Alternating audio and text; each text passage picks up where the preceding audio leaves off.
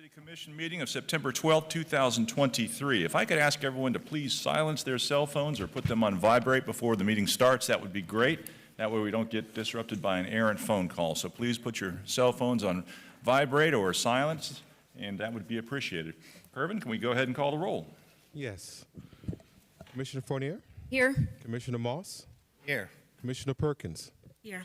Commissioner Sigerson Eaton? Here. Vice Mayor McGee? Here. Mayor Harden? Here, thank you. Our invocation today is going to be given by Pastor Larry Trotter from the Florida Coast Church, I apologize for that, and that will be followed by the Pledge of Allegiance. So can we please stand for the invocation? Let's pray. Heavenly Father, I thank you for the city of Pompano Beach, for its mayor, commissioners, staff, law enforcement, and other first responders, the growth of the city and the many benefits we enjoy. I pray for the deliberations of this afternoon that they would be conducted in a spirit of service, reflecting the one who came not to be served, but to serve, and to give his life as a ransom for many. I pray that the results would be for justice to prevail, crime to be vanquished, businesses to prosper, poverty to be reduced, homes to be happy, the vulnerable to be safe, and churches to be fruitful. May your grace and peace abide in this city and in its residents. I pray in Jesus' name. Amen. Amen. I pledge allegiance to the flag of the United States of America and to the republic for which it stands, one nation, under God, indivisible, with liberty and justice for all. Thank you. Now be seated. Can I get a motion approving the City Commission Budget Workshop Minutes of July 18th, 2023? So moved. Second? Moved and seconded. All in favor say aye. Aye. Opposed? Motion carries unanimous. Can I get a motion approving the regular City Commission meeting minutes of July 25th, 2023? So moved. Second? Moved and seconded. All in favor say aye. Aye. Opposed? Motion carries unanimous. Thank you. On our agenda today, we are going to be postponing item number 4 until the September 26th meeting. Number 4 is being postponed. Mr. Harrison, any other changes to our agenda? No, sir. Very good. Can I get a motion approving the agenda as amended? So moved. Second? Moved and seconded. All in favor say aye. Aye. Opposed? Motion carries unanimous. Thank you. On our consent agenda today, we will be pulling items number 1, 2, and 6 for individual discussion. So 1, 2, and 6 will be pulled for discussion individually. All other items on the consent agenda are eligible for discussion during audience to be heard. Thank you for that. That takes us up to our special presentations. First up today, we have a legislative update from Senator Jason Pizzo. Senator Jason Pizzo will give a legislative update to the City Commission and residents. Senator Pizzo, you're spending a lot of time here in Pompano. Thank you for that. Thank you. I will be brief so you guys can get back to business. I've met all of you. Commissioner Perkins, we haven't hung out yet. But just a few things. We have this Friday, and I think your Chief Mercado, as well as Assistant Chief Hudson, and your Emergency Operations Manager, Ms. Cristiano, will be attending. We're bringing the incoming Senate President down to our district, as well as the Division of Emergency Management, Kevin Guthrie. The April storms gave us a little bit of concern just about emergency operations from a regional perspective for storms and any emergencies that may happen. This past session, I think we've secured $1.1 million for septic to sewer conversion for Pompano Beach.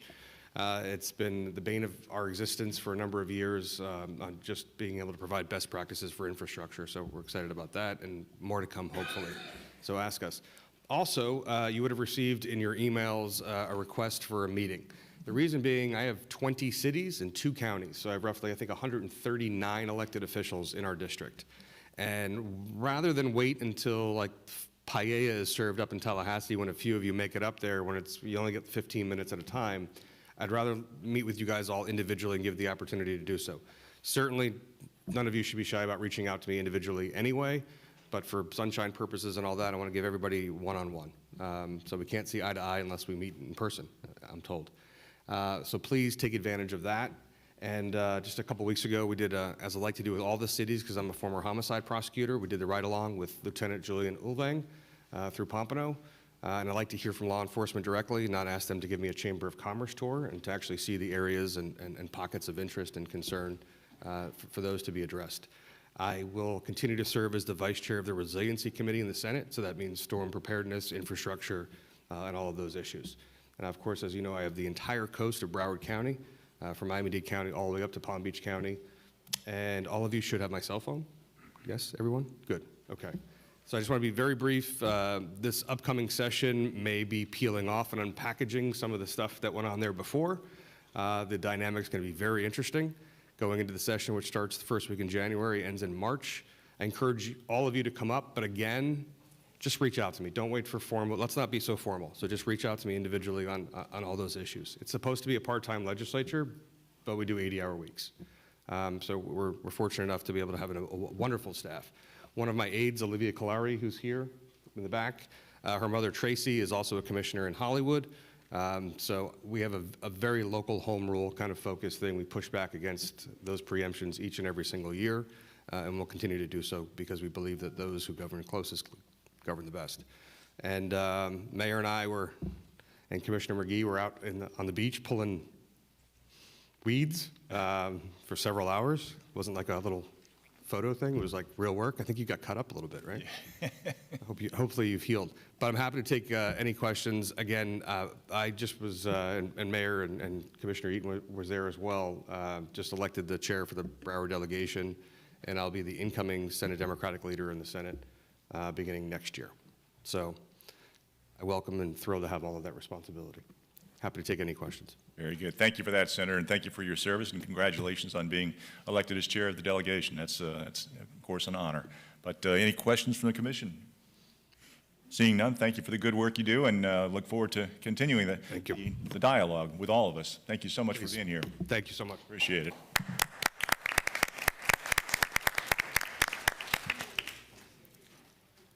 Very good. All right, next up, we have a special presentation. Property value update from Broward County Property Appraiser, Marty Kier. Broward County Property Appraiser will present the latest information on property values. Hey, Marty. Hey, Marty. All right.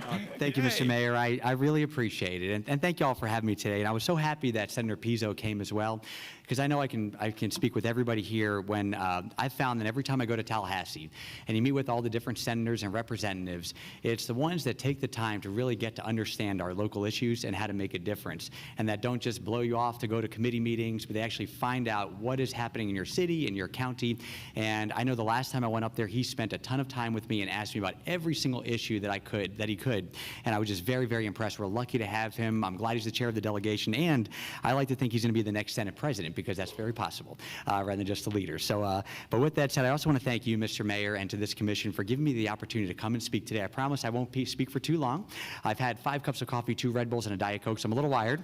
But I'm also very excited to be here. And before I just quickly talk about how our office can help the Pompano Beach community, about property values, and you'll see in Pompano they are skyrocketing just like everywhere else, and also something that's near and dear to my heart, which is cracking down on title fraud, I wanted to thank your staff. You know, first, you have an incredible city manager and staff. They are so easy to work with. Every single week they provide us every single permit and all the information we need to make sure we can capture all the value, to make sure that it's on the tax roll, so that you can get the important revenue that you need to provide great services. And there is no easier city in Broward County to work with. And also, I do want to say this, I think that Mark Berman is one of the best legal minds I know. He's a fantastic guy, and I've known him for many, many years, and I've gotten a lot of free legal advice from him over the past 20 years, which I appreciate that very much, Mark. But with that said, just for the residents, there are a few main functions to our office. The first function is we determine the value of every piece of property in Broward County for tax purposes, whether it's residential, commercial, tangible personal property, or centrally assessed property, which are railroads. And the reason that's important is because when people pay their property taxes, the amount of taxes they pay is a relationship between the value of the property that we set and the tax rate set by Pompano Beach, the county commission, the school board, and all other taxing authorities. So the most important thing we want to do is just make sure we get it right. And as you know, Broward County is a big place. More people live here than 13 states, the District of Columbia, and all U.S. territories except Puerto Rico. It is big. And there are more parcels that we appraise than many states. And even though the people in our office do a very, very good job and their assessments are very accurate, mistakes can occur, or maybe people have information about their property that we don't have that could help us bring down their market value, which could bring down their assessed value, which could bring down their taxable value, which would bring down their property taxes. And let me just give you an example. Right now is a great time for me to come and speak. Because last month, every resident of Pompano Beach got a great document from me in the mail, the trim notice. It's the truth and millage notice. It's not a tax bill. It's basically a document so people can make sure they don't overly pay in their property taxes. And it shows the value of the property for tax purposes, all the tax saving exemptions they're getting. It shows the dates and times that you all and all other taxing authorities will be discussing their tax rates and the proposed amount of property taxes they're going to be asked to pay for this year. And I always tell everybody, review that document or go on our website at bcpa.net and you can pull up that document on your property record card. If you have any concerns with the value of your property, give me a call. Let's go through it together. I can work on it until Monday. That's our drop dead deadline, September 18th, to make any adjustments that we can. And yesterday is a great example where somebody did that, where we're able to help them. I got a call from a resident yesterday while I was at my office, and I took the call, and he said to me, Marty, he goes, I understand how you valued my property, because January 1st, the date that you determined the value of all property in the county, and you used all these properties in my neighborhood that sold the year before, you adjusted them to fit my property value. That's how you figured out my value. But my property is different. It's dilapidated, it has significant water damage, and I have information for you that can prove that. And so he actually provided us insurance claims. He showed us pictures of the inside. He showed us information that gave us the opportunity to bring down both his market value and his assessed value. And I think he's going to be saving about $4,000 next year in his property taxes as a result. And so I always tell everybody in Pompano Beach, go through that document. If you have any concerns with regard to the value, you can call me by September 18th. It's so important we get it right, so you only pay in your fair share of value and you don't pay too much. The second that we do, and this is what I love most about my job, is we give tax saving exemptions to people that qualify. And there are a lot of exemptions under Florida law that people qualify for. The most important one by far is the homestead exemption. If somebody lives here in Pompano Beach, it's their primary residence, they're entitled to that very, very important exemption. It does two things. The first thing it does, it takes $50,000 of value off the tax roll. They no longer pay taxes. I can save them $800, $900, maybe $1,000 a year, depending on the local millage rates. But most importantly, it really protects them going forward. Because every year after you have a homestead exemption, the value of your tax line cannot go more than a maximum of 3%, and that is so important right now because as you'll see very, very soon, property values in Pompano Beach are skyrocketing because people are coming from all over the world. They're coming to Pompano Beach. They're paying top dollar for properties, and it's really driving the values up. So if there's any resident of Pompano Beach that has not filed for homestead exemption and they lived in their property on January 1st, please do so because it'll make sure the value of your tax on won't go up more than 3%, and your taxable value won't skyrocket with your market value because of what the other sales are doing. Once you get that, there are so many other exemptions. There are exemptions for seniors, for veterans, for people who are visually impaired, for widows and widowers.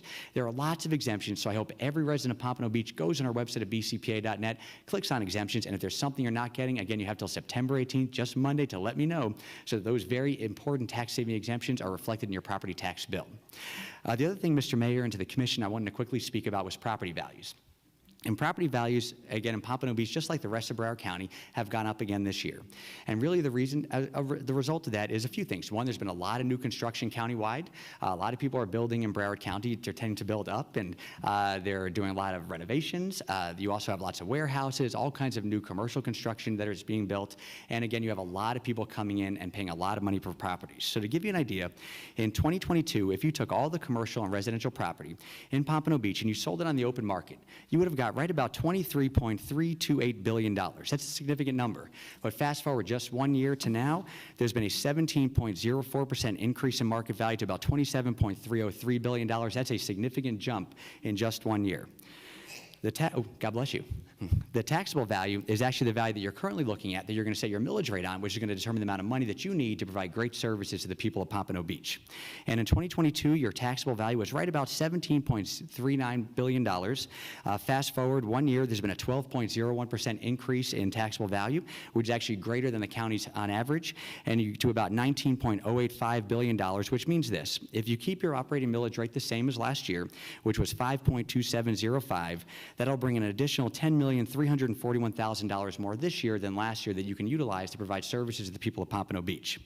And something that's very, very important to note is the vast majority of that increase is not being paid for by the current homesteaded property owners because the value of their tax line can only go up cannot go up more than 3%. It's being paid for by the fact that you've had a significant amount of new construction, and again, you have a lot of people coming in that are first-time home buyers paying a lot of money for properties. You had $136 million of new construction added to the tax roll. The largest was one parcel that was 2 warehouses at $30 million. You also had an office building of $27 million. And then very interestingly enough, the next 3 largest were actually single-family homes in the millions of dollars that were put on the tax roll. You have 22,493 homestead exemptions. You have 1,908 low-income seniors who struggle every single day that receive a low-income senior exemption. And this is what I'm very proud of. You also have 403 long-term seniors who receive a very valuable exemption that pay no property taxes to Pompano Beach or the county, and I just want to thank you for that, because not every city has a long-term senior exemption. The reason being is they just haven't adopted it, but you all have. And here's the way it works. If somebody is over 65 years of age, they made under last year $35,000. If they've been in their home for 25 years or more and the value of their home at the time of the application was under $250,000, they're fully exempt from paying taxes to the city. Now, if you look at this, only 403 people in a massive city can get this exemption. So the loss of revenue to you all is minimal. You don't even notice it. But to those seniors who struggle every single day to make ends meet, it saves a lot of money. And that's why I'm so proud of the city for Pompano Beach for adopting this. Absolutely, they definitely deserve it. Thank you, Ed. I'm so proud of you all, and I hope that every city in Broward County follows your lead because it's just the right thing to do. You also have 2,528 widows and widowers who receive an exemption. And I always love this one, too. You actually have 207 American hero first responders who pay no property taxes to the city of Pompano Beach because they are totally permanently disabled, and they've made this their home. You also have, that was veterans. You also have 5 totally permanently disabled first responders, and I think that's fantastic. Right now, the average sale price for a single-family home is right about $700,257. That's a significant number in the city of Pompano Beach. But what's interesting, the average taxable value is $275,000. And the reason being is that people come, they move to Pompano Beach, they like it so much they never want to leave, so they get the benefit of that cap. So you have a lot of long-term residents here who are really doing well when it comes to what they pay their taxes on, but people are coming in paying a lot of money for properties. You also have the average sale price of a condominium parcel is about $345,000 here in Pompano Beach, and the average taxable value is about $210,000, which is also as a result of that cap. The other thing, Mr. Mayor, I just wanted to quickly talk about for yourself and for the residents is something that's very near and dear to my heart, and it's cracking down on title fraud. I like to talk about this everywhere I go because I think it's so, so important for the people of Broward County. Unfortunately, South Florida is the title fraud capital of the world. It's the capital of the world because you have criminals, and that's what they are. They walk into the recording division for every single county, every single day, and they file fake deeds on people's properties. And they take those deeds and they extort people for money or mortgage rent or sell the property. They do it all the time. And the reason it's so easy for them is the recording division in every county has a ministerial duty. They have to accept whatever documents filed with them. So you have these criminals, they walk in, they file a fake deed, and they do something nefarious with it. So the first thing we wanted to do was give the people of Broward County the opportunity to fight the fraud before the fraud occurs. And 2 years ago, we came up with a great program called Owner Alert. We spent no taxpayer dollars developing it. We created it in-house, and it's free to the public. And here's how anybody can sign up. If they go to our website at bcpa.net, they type in their name, they type in their parcel ID number, and they type in their email address.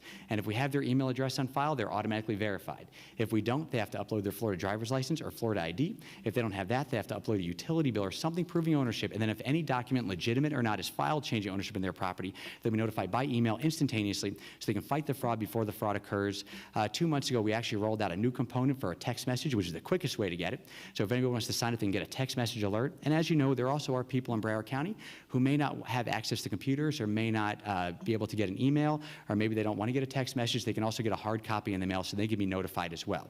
We've had approximately 211,000 Broward County property owners sign up, and something I'm very proud about is in Pompano, 40% of all your homesteaded property owners have actually signed up for our Owner Alert program, and I think that is a great thing, and the only reason we've been able to do that is because you all have been such great partners in helping us get the word out. And 2 years ago, when I instituted this, I started getting calls from residents. And they were saying, Marty, I just got an alert from your office that somebody changed the title on my property and I didn't do it. And then I got more and more and more. And I realized that this was a very big deal, and I wanted to try to figure out a way to hold the people that were doing this accountable. So I got an idea.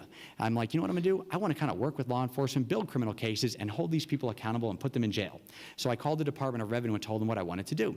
And I gave them a lot of heartburn because they go, Marty, you're a property appraiser. You determine the value of properties, you give exemptions, you're not law enforcement. But we understand this is a big deal for South Florida, and we'll make you the guinea pig for the rest of the state to see if it works. I go, great. So then I went to the county commission, and I said, hey, county, you all fund our budget. Would you provide us a little bit more funding so I can have this program? And they go, absolutely. And then I'm like, this is working out great. So then I went to the sheriff of Broward County, who's a great friend of mine, who I think is doing a great job. And I go, Sheriff Tony, I would love to work with you to build criminal cases and hopefully hold the people that are picking on the people of Broward County accountable. And he goes, Marty, not only will we enter into an interlocal agreement to work together, but I'm going to assign sheriff's detectives to be housed within your office, to work with your office. You can actually do the work of law enforcement and get these people. And I go, that's awesome. So then I went to see Harold Pryor, our state attorney. And I go, Harold, the sheriff and I, we're working together to build these cases. If we bring you cases you think are prosecutorial, would you prosecute these people? And he goes, absolutely, Marty. Let's enter into an interlocal agreement, and I'm going to assign an assistant state attorney to prosecute the people that you bring to me. And I go, this is great. So that's how our CAP unit was formed. So right now, we have our director, who at one point was second in command of the sheriff's office. We have 4 employees of our office who are former law enforcement, but are not current law enforcement officers. We also have 2 sheriff's detectives. We have a Fort Lauderdale police detective, and we have a Town of Davie Reserve detective, and we have support staff. And over the past year, since it's been implemented, we've been pretty successful. We've actually right now have arrested about 20 people. We've had a number of convictions. We have a number of open warrants. We've stopped the fraudulent sale of millions of dollars of properties, and we've worked with the court system to try to get the actual property that was stolen back much more quickly to the victims in a much more cost-effective manner to them.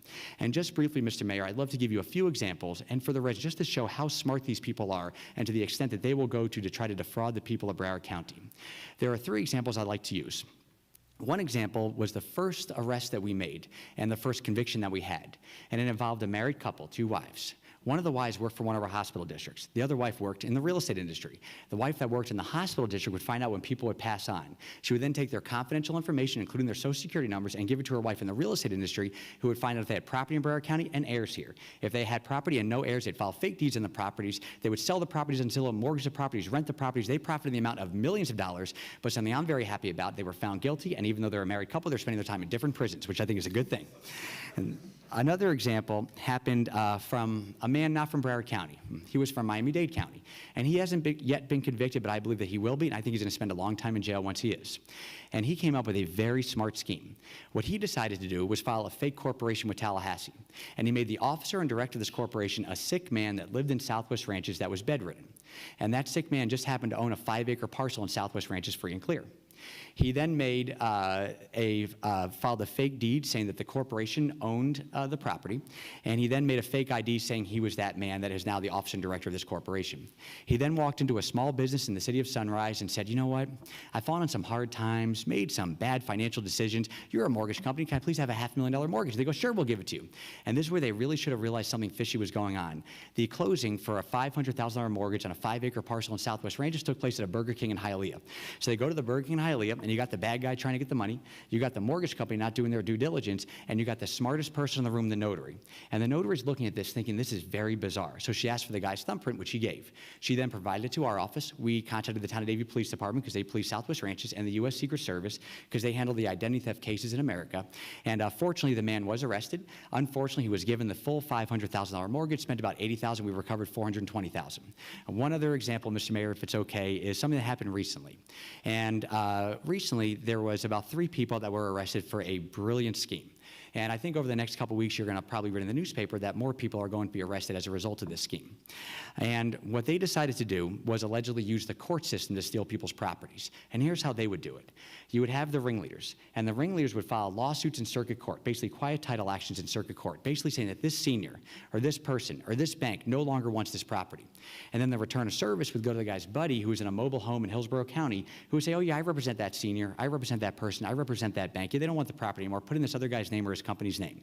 And the judges were stamping the orders. And they stole about 20 properties that we found so far. We tend to find more every single month. Fortunately, 3 of them were arrested, and more will be. But I learned a few things about this story. The first thing I learned with regard to this case was that the first victim is the property owner. But then I also learned that the community can be a victim as well. Because in one of those properties that they allegedly stole, they moved all their buddies into this property. And while their buddies were squatting in this property, one of the buddies, at about 3 or 4 in the morning, left the property and walked over to a neighbor's property. And he tried every single door in the house until he actually found one that was open because they mistakenly left it open the night before. And he walked into their home. And he walked up to the bed of the husband and wife while they were sleeping, standing over them. Fortunately, the wife woke up, started screaming there's somebody in the house. He was chased out by the dog. He was arrested, charged with burglary, given an ankle monitor, and went back to the stolen home. And so then we worked with the city of Fort Lauderdale to remove the people from the home. And then I learned a third thing. I learned not only is the homeowner a victim, not only can the community be a victim, but I also learned that the people in the home can be victims as well that are actually squatting there. Because when people live in a stolen home, there are no utilities, there's no running water, there's no electricity. They're living in very, very dangerous conditions. And when we removed the people from the home, I believe there was a 3-year-old child removed with them. And that's when I really realized that when somebody steals a home, a lot can happen, and there's a lot of people that can be victimized. And so I hope every single resident of Pompano Beach signs up for our Owner Alert program. I think it's your first line of defense to make sure these people cannot take advantage of you.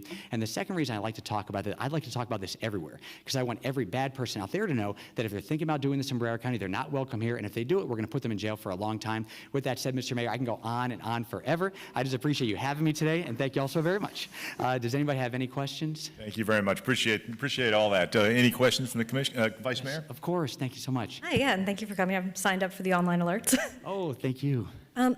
Is the property, we have, as everywhere in Broward County, especially on the coast, have a lot of condo units where people are dealing, you're talking about the seniors. Yes. But there's some that maybe aren't at that qualifications that are dealing with the combo of insurance rates going up, ELSS, construction costs on 50-year buildings, inflation, all the above. Is the tax appraiser's office looking at anything to sort of help and soften the blow? It's such a great question. So, as you know, and this is something that's very unfortunate. I mean, we live, I think, in the greatest place in the world, but we're also live in the most unaffordable place in the country when it comes to housing. And things are very expensive, especially for seniors. In Broward County, we have 2 million people, a third of our population are seniors, and unfortunately, the most impoverished portion of our population are seniors. And we live in a place that's very difficult for seniors who live here and also younger people to really be able to have a life here because things are so expensive. Property values are skyrocketing, and when we appraise values, we have to use mass appraisal. We have to use professionally accepted appraisal practices. So we have to use the market, if that makes sense. And whenever that happens, the way that you determine the value of property is you look at that property on January 1st and you look at all the sales from the year before that were similar. And then you adjust those to figure out a value for this property. If it's income-producing property, there's some ways we can work with the business where we can look at sales, and at the same time they can share with us their income, their net operating income, and others that can help us to determine a value. And then there's also what's called the cost approach. If there are no comparable sales, it's not income-producing property, but it's something very unique, we can kind of figure out what it costs to build the property to determine a value. So those we have to do. But what we like to do in our office is try to figure out ways to work with the public to be able to lessen the burden of property taxes when we can. An appraisal is an opinion of value. And we're mass appraisers. We're not fee appraisers. So as I said at the beginning, when that person called me yesterday, when we valued his property, we only know what the property looks like, the size of it and its location. We don't know anything about the inside. And so we're constantly reaching out to people saying, hey, let us know, talk to us about your property. Let us know if there's something that may make it less valuable, something that differentiates it from this other stuff. And we get thousands of calls every year. We can actually, based on their information, we can bring it down. The second that we do, and this is where Pompano has been just so unbelievably helpful here, is we really try to work hard in all of our communities in Pompano and in Broward County to get the word about tax saving exemptions. There are a lot of seniors that struggle to make ends meet, but a lot of seniors don't know that they're entitled to a very lucrative tax saving exemption and also possibly the long-term exemption, or that they're widows. There's all kinds of ways they can save money in their taxes. So what we do, and actually I have him here today, Mike Clark, he's our manager of our, basically our outreach team. We go to about 1,000 events a year, especially to many of our low-income communities, also to senior communities, and we try to educate people about what may be there so that we can actually sign them up for these exemptions. We also try to let people know about portability. I know there's a long-winded answer, but there's a number of things that we can do legally under the law to work with people to try to make sure they only pay on their true value and they get every exemption that they're entitled to. And that's kind of the way that we try to handle it, to try to lessen the burden a little bit. I hope that answered the question. My question would be more, are you looking to add to your toolbox of helping, or does that come straight from the county? I understand. That's such a great question. So we are limited sometimes with what we're allowed to do under Florida law. When it comes to appraising the properties, we have to utilize one of the 3 methods we spoke about. We're not allowed to take inflation, things of that nature into consideration. It's really just what is the market. That's how we value the properties. There are ways, I think, the legislature, things that they could potentially pass to give us a little bit more discretion where we could do that, and that's something we're definitely currently working on, which I would like to be able to have, because if there's any way where we can help people a little bit more and provide them some relief, that would be fantastic. But when it comes to valuing properties, at least right now, we're prohibited from doing it any other way but the way that we do it. It's a great question. I actually asked that same question of my legal counsel when I got elected to the job, and that's what she told me. So, but thank you so much, Andre. That's a fantastic question. I really appreciate it. Thank you for working with us. Mayor. Thank you. Very good. Further? Commissioner Moss. Yeah, hi, Marty. Barry. Two quick questions. The senior exemption for somebody who earns less than $36,000, is that just based on income or net worth? For example, you could earn less than $36,000 a year, but have $5 million in the bank. So is it just based on income? Just based on income. So the way that it works, the initial income works like this. So if you are 65 years of age as of January 1st, and you made under right about $35,000. It changes a little bit every single year, it goes up a little bit. And if you don't file income taxes, and a lot of our seniors don't, then Social Security doesn't count. If you do, you look at the adjusted gross income tax line of their income tax statement. If it's under that number, they qualify. It doesn't matter how much money they have in the bank or what their net worth is. If you think about this, there are residents that have lived in Pompano Beach for many, many years. And if you think about this right now, the average sale price is $700,000 for a single family home, but the average taxable value is $200,000. Those are probably residents that have lived here for a long time, and that's why they're able to afford their property, but they may not have a lot of income. So we don't take anything into account except for whatever that income is for that year. And then something that's pretty fantastic is one of our state representatives, Marie Woodson, who's a very dear friend. She's a Broward County state representative. A few years ago, I actually approached her and I said, Marie, you know, one thing that's happening is every single year, a senior who's qualified for a low-income senior exemption has to reapply every single year. And, you know, right now we have about 36,000 seniors that qualify, but every year about 1,000 seniors, for some reason, we'll reach out, we'll go to their doors, but we can't find them, they forget, and then all of a sudden, that person loses the benefit of this really important exemption. And so she actually proposed a law that passed both the House and the Senate. The governor signed it. That now makes it automatic. So for any resident of Pompano Beach that qualifies initially for our exemption, for the low-income senior exemption, it'll automatically get renewed every single year unless they let us know that their income has changed. But that's my long-winded answer. Great question, Barry. Thank you for that. Question number two. Of course. I tried to, I successfully registered my property on your deed protection program, but what about investment properties? That was Great difficult question. to do. It is. We will definitely allow that as well, but we just have to make the person prove that they own the property. So the homestead property is very simple because we know who the owners are, and generally we're going to have your email address on file because you most likely that was filed when somebody filed for a homestead exemption. If they don't, their driver's license is going to show that. So investment properties are a little bit different. We work with the people, but it's a little tougher because you have to prove ownership of the property. We just want to make sure that only people who own the properties are the ones that get that can register for that property's owner alert. Oh, and also along those lines, the only time that we'll make any exception, let's say, for example, your mom or your dad, or let's say they want their son or their daughter or maybe a caretaker to have access to that to get the alerts, we'll allow that as well, as long as the property owner consents to it. So in other words, it's best to take all your paperwork down to your office. Yes, absolutely. Okay. All right, Definitely. great. Great question. you. Thank you so much. I appreciate it, Barry. Thank you. Very good. Anything further? None? Well, you all are awesome. Thank you, Mr. Mayor, and thank you so much, everybody, for the great work you all do. I appreciate you all having me today. Thank you so much. Thank you. Appreciate Take care. your service. Thank you. All right. That takes us up to our proclamations. Got two proclamations today. The first will be Suicide Prevention Month. The second will be Emergency Preparedness Month proclamation. So be meeting right over here at the side podium.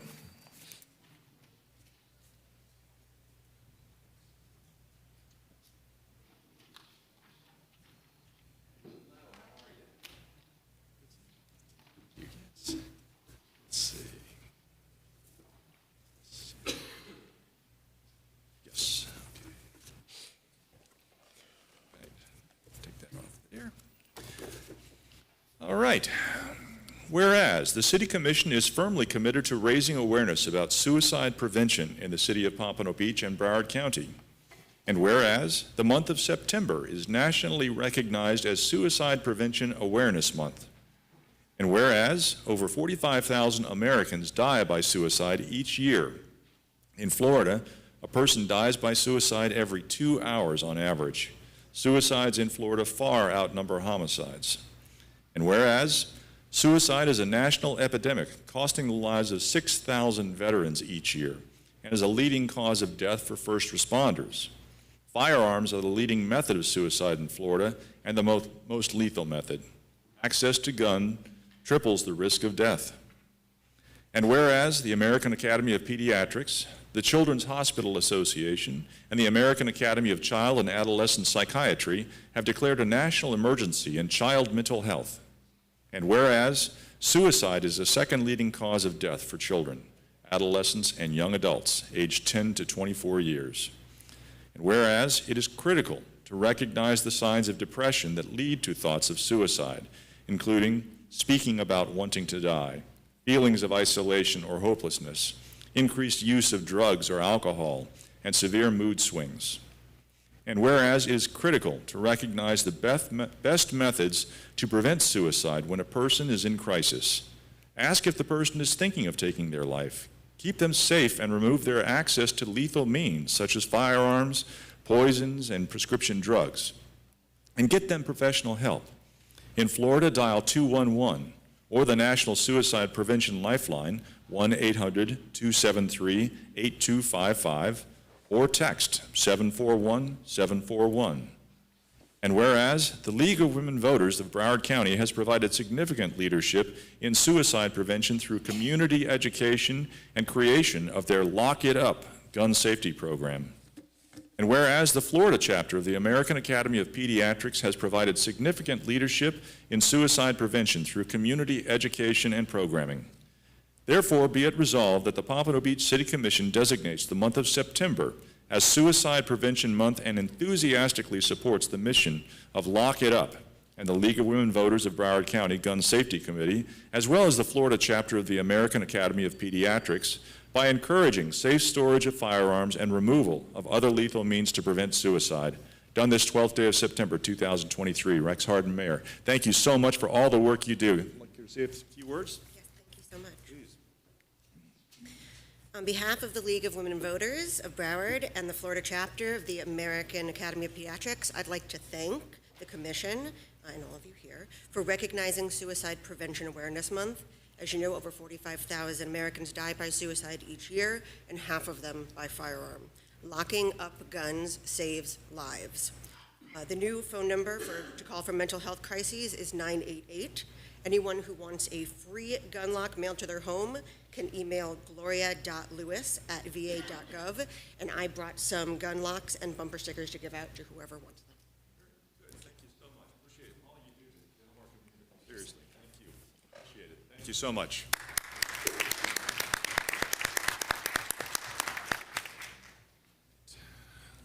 All right. Next up, let's see. Here come some folks. Yes.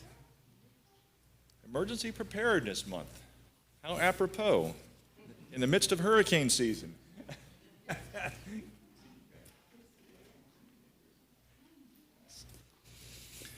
Whereas Emergency Preparedness Month, occurring annually in September, creates an ideal opportunity for every resident and business within the city of Pompano Beach to join others across the United States in preparing their homes, businesses, and communities for any type of emergency, including natural, technological, and human-caused. And whereas the Federal Emergency Management Agency, FEMA, announced the 2023 Emergency Preparedness Month theme of helping older Americans prepare for disaster. And whereas planning now, before a disaster, is the best way to improve community resiliency from disasters. And whereas we commit as a community to non-discrimination and equitable citizen participation in planning for and responding to disasters. Whereas when residents working together with the government take responsibility for preparing their families and their communities, the chance of survival and return to normalcy following a disaster is greatly increased. And whereas the City of Pompano Beach Fire Rescue Department partners with federal, state, local, tribal, territorial, private, nonprofit, and community agencies and organizations to educate communities on local hazards and natural disasters and how to prepare for them. And whereas the City of Pompano Beach is committed to the equitable disaster relief and recovery services and non-discrimination to all communities in the event of an emergency or disaster. And whereas the City of Pompano Beach informs residents on how to take action and receive services through its Division of Emergency Management. And whereas all residents within the City of Pompano Beach are urged to plan ahead for disasters and encourage their family and friends to do so by visiting the Emergency Management webpage at www.pompanobeachfl.gov/getready for essential preparedness information. Now, therefore, I, Rex Harden, Mayor, on behalf of the entire City Commission, do hereby proclaim September as Emergency Preparedness Month and encourage the community to observe this month by preparing for emergencies before they occur in Pompano Beach. Signed this 12th day of September 2023. Thank you all so much for what you do for our community. Kimberly, I'm sure you've got a few words to pass on. Thank you, Mayor, so much. Thank Yes, you. absolutely. Yes, thank you, Mayor, Vice Mayor, Commissioners, and City Manager, Mr. Harrison. I also have with me today Crystal Aaron. She's our Emergency Management Coordinator. I'm Kimberly Spill-Cristiano, the Emergency Manager, and also with us is our Fire Chief, Chad Bricado. And as you've all seen on the news, I don't have to tell you that we are in a very vulnerable area, right? In the state of Florida, it's vulnerable to hurricanes, but as the mayor also mentioned, we're vulnerable to many other disasters. And while we get people's attention this time of the year, we try to urge people to be prepared all year long. So at the webpage, pompanobeachfl.gov/getready, there are a wealth of resources available to you, and including a new class that we have coming up. Next class for CERT, it's our Community Emergency Response Team training that will begin on October 4th. I actually started in the year 2001, in the summer of, right before 9/11, as a CERT member. So that is literally how I started training, and Crystal also was one of our volunteers. And so now we've kind of grown up in the field of emergency management, and we do urge everyone to be prepared. The class is 8 weeks long, 1 night a week, and you get to have some equipment to take home with you. So I urge everyone, if you haven't prepared, go to that webpage to prepare, and also join our class if you can, if your schedule allows it. So Crystal, I don't know if you have anything else to add?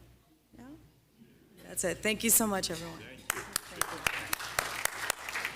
Thank you all so much, appreciate it. And seriously, folks, if you have ever thought about becoming a CERT member, joining an organization, just learning how to help yourself and your fellow residents, sign up for this class. It's a great class. It's not much of a commitment, but it not only will help you to serve your community, but also yourself in case of an emergency. That's really important. So please consider CERT. Thank you very much. Appreciate it, Kimberly. Thank you. Crystal.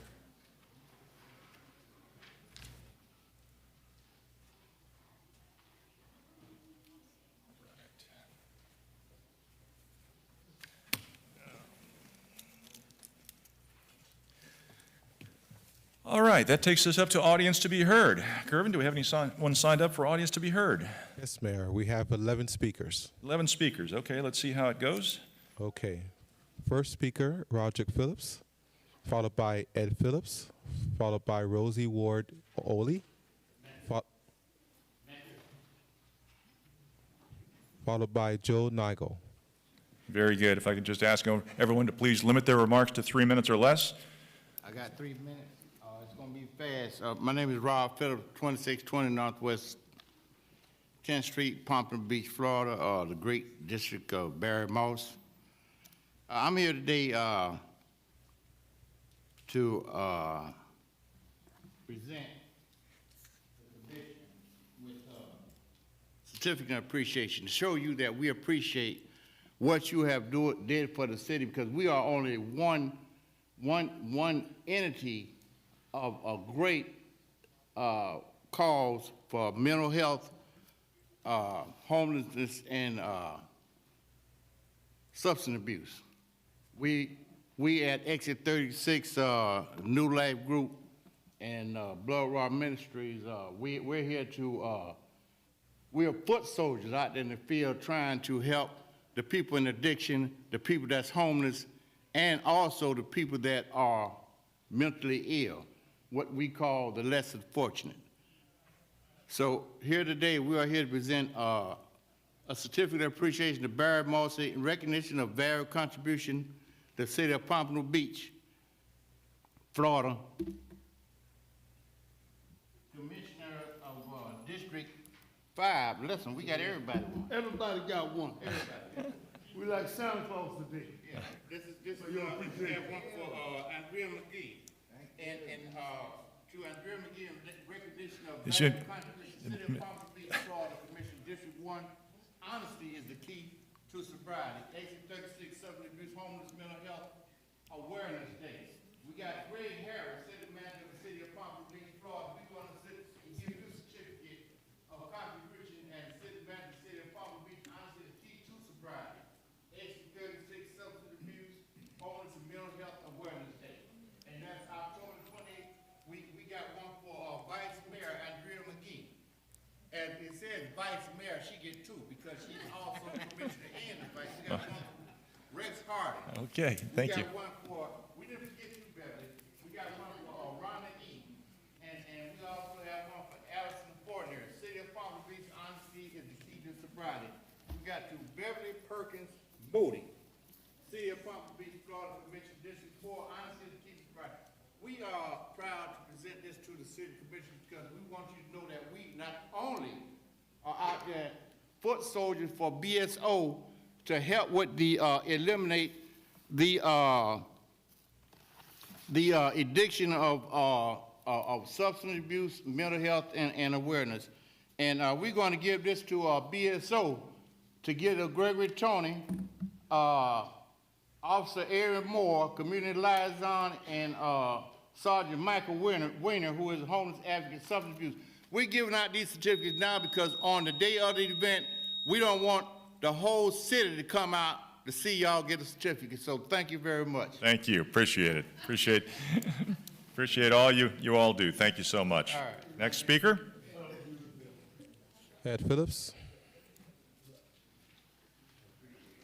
Okay, y'all got to fill the spam today. Just name and address for the record, please. Limit your comments 3 minutes. My name is Ed Phillips. I currently reside at 384 Northwest 19th Street, Pompano Beach, Florida. Mayor, city manager, commissioners, city attorney, city clerk. There was a gentleman who once said, ask not what your country can do for you, but what you can do for your country. His name was JLK, John Kennedy. And then there was another gentleman who said, our lives begin to end when we are silent about those things that matter. I stand here today, commissioners, because I am very, very concerned. First of all, let me say, although Marty left, I do pay taxes, and paying taxes does allow me, along with a number of other residents, a certain amount of communication, information. I stay in a place called Kendall Lakes Homeowners Association, and I am very pleased that there's a drainage program going on because, like all of you, I do recognize what happened in Fort Lauderdale when the rain came and they were overwhelmed with the water, and I am very thankful for that initiative, but I am not happy with the communication component as it pertains to the residents who actually live in that neighborhood. I woke up one morning at 7 o'clock with a knock on my door talking about I had to move my car or else I would not be able to go to work. I was very, very livid at that because, commissioners, let me tell you something. These folks, first of all, somebody in my district must have known that this was going on. And I was not informed. No, the residents who live on my street and the residents who live in my neighborhood were not informed. This document that you see in front of you, I actually had to request that document because I can. And all of you know I can. And so a couple of days later, I got this document. I appreciate that. But what happens, what bothers me, as I've indicated, is that for some reason on the street that I live on, listen, these people are making millions of dollars. Somebody's making millions of dollars. It's going to take $25 or less. And even the district commissioner or somebody in my area could have informed us that this was going to be happening on your street. They're actually going to dig up on your street. It did not happen. Now, what I ask of you, and whoever represents us, if they communicate with us, I greatly appreciate it. If they are going to dig up a street in my neighborhood, don't give me a day notice. Don't give me a week's notice like we should have gotten in the first place, like they used to do in our areas when they're doing things significant. That is very, very disruptive to the neighborhood. And these folks, they know it's disruptive, but we did not have any communication at all except for a knock on my door at 7 o'clock that your entire street and all these cars that's on the street, I'm gonna be through, all these cars on the entire street, y'all need to get up and go. That was not right. So commissioners, the next time you have something like this happen in a major neighborhood, all we ask is inform us in watch what I'm word, in a timely manner, not a knock on my door in the morning when I'm trying to figure out how to have a cup of coffee and go to work and I need to move my car. Thank you very much. Thank you, Mr. Phillips. On this particular matter, I was notified. I saw your complaints about that, and I immediately forwarded those complaints over to the city manager for investigation. And he did get with our engineering staff who oversees this project, of course, and our information from the contractor is that they went door to door and spoke with folks, and those that they could not speak with, they did leave some sort of written communication at their door. Now that's what the contractor claims. I didn't do it. Tammy Good didn't do it. Mr. Harrison didn't do it. But that is the claim from the contractor. And I don't doubt what you're saying, sir. I was going to say, I'm glad you say that's what they claim. That's all I can do, because I didn't do it myself. Yeah, because I stated, and let me say this, for this point, I represent every single person on 19th Street that I stay on. I represent the complaint of every single one of those folks, and I can tell you, we all got a knock on the door that morning. And so, listen, if a person says that, I know it's a he say, she say thing, but let me tell you very succinctly and adamantly, I received a notice at 7 o'clock, a knock on my door at 7 o'clock in the morning, I need to move my car. That's all I got to say. And the next time they say they send a notice, have CC y'all guys a copy of that notice, and me too. Very good. Point well taken, and I personally apologize for what you went through. Mayor? But that's, we looked into it. Thank you. Thank you, Mr. Phillips. Thank you. Yes. Can I make a quick comment? Commissioner Fournier? Thank you. So Lions Park went through a project like this, and communication was one of the biggest challenges. It continues to be. I think people can handle whatever is coming their way, even if the streets are torn up, as long as there's communication. It is hard to go door to door with everything. Maybe there's an opportunity to use social media to do a little more announcing of these type of large projects, because if a couple people see it on social media, they can share it and talk to their neighbors. So perhaps it'd be an opportunity to use that from the city perspective. Very good. Good idea. Thank you. Mayor? Commissioner Perkins? Yes, I pulled item number 6 so that I could further discuss Kendall Lakes Okay. Yeah. neighborhood, so I don't know if I should wait until then, or Yes. I Wait. could speak then, or wait for number 6 that I pulled? Yeah. Okay, thank you. I mean, you're more than you're welcome to speak about what we're talking about here if you like, but Okay, yeah, item I pulled 6. number 6, so I'll just wait. Okay, very good. Vice Mayor? Brainstorming on this, I know the door-to-door is very handy as well, but perhaps we could look into, have our IT staff look into, see if there's something similar to the Code Red that people can sign up for, but for these types of updates, like citywide updates, that could be tailored at that point, similar again to Code Red, to neighborhoods or zip codes or something. It feels like there should be an app for that. So maybe we can at least look into see if there's some other alternative. Yeah, I hear you, because it shouldn't have happened. Very good. Next speaker? Rosie Ward Oley, followed by Joe Nigel.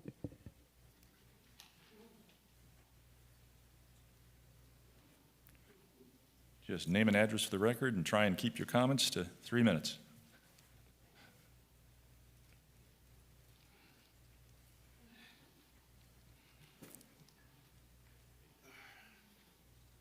Yes, my name is Rosie Ward. This is my husband, Ali Singletary.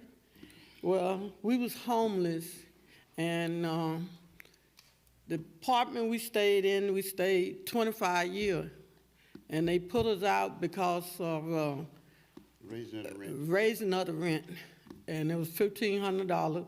They finna go up $300 more, and we wasn't gonna have it. So they told us we had to go. So on behalf of Broward County Sheriff. Go ahead and talk. We'd like to take our hats off to the Broward County Sheriff Department for deputy was next door. It was Deputy Grabs. Deputy Raff. Grabs. And we asked the deputy could he help us because we have seen people get thrown out. And he says, I know somebody will help you from the city of Pompano. And she's here today. And we thought he was just talking. So we had to pack up because we didn't want the Broward Sheriff Department. When we seen this happen, people come and throw people out.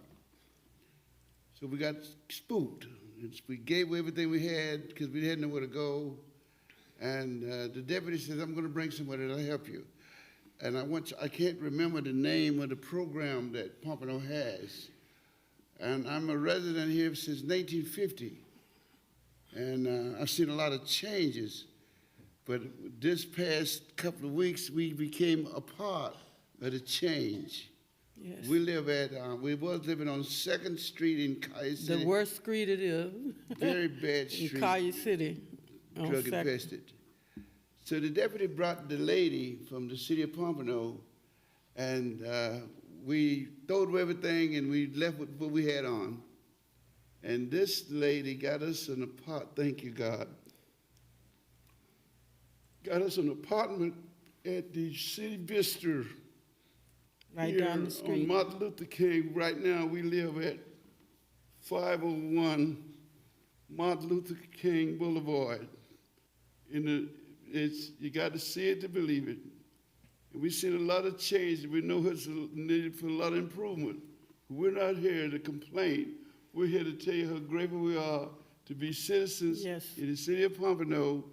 And the way we're living now, it's not like where we used to live. So we just want to thank all of y'all for what you do for migrant workers like us that has been here a very long time. And we just thank y'all.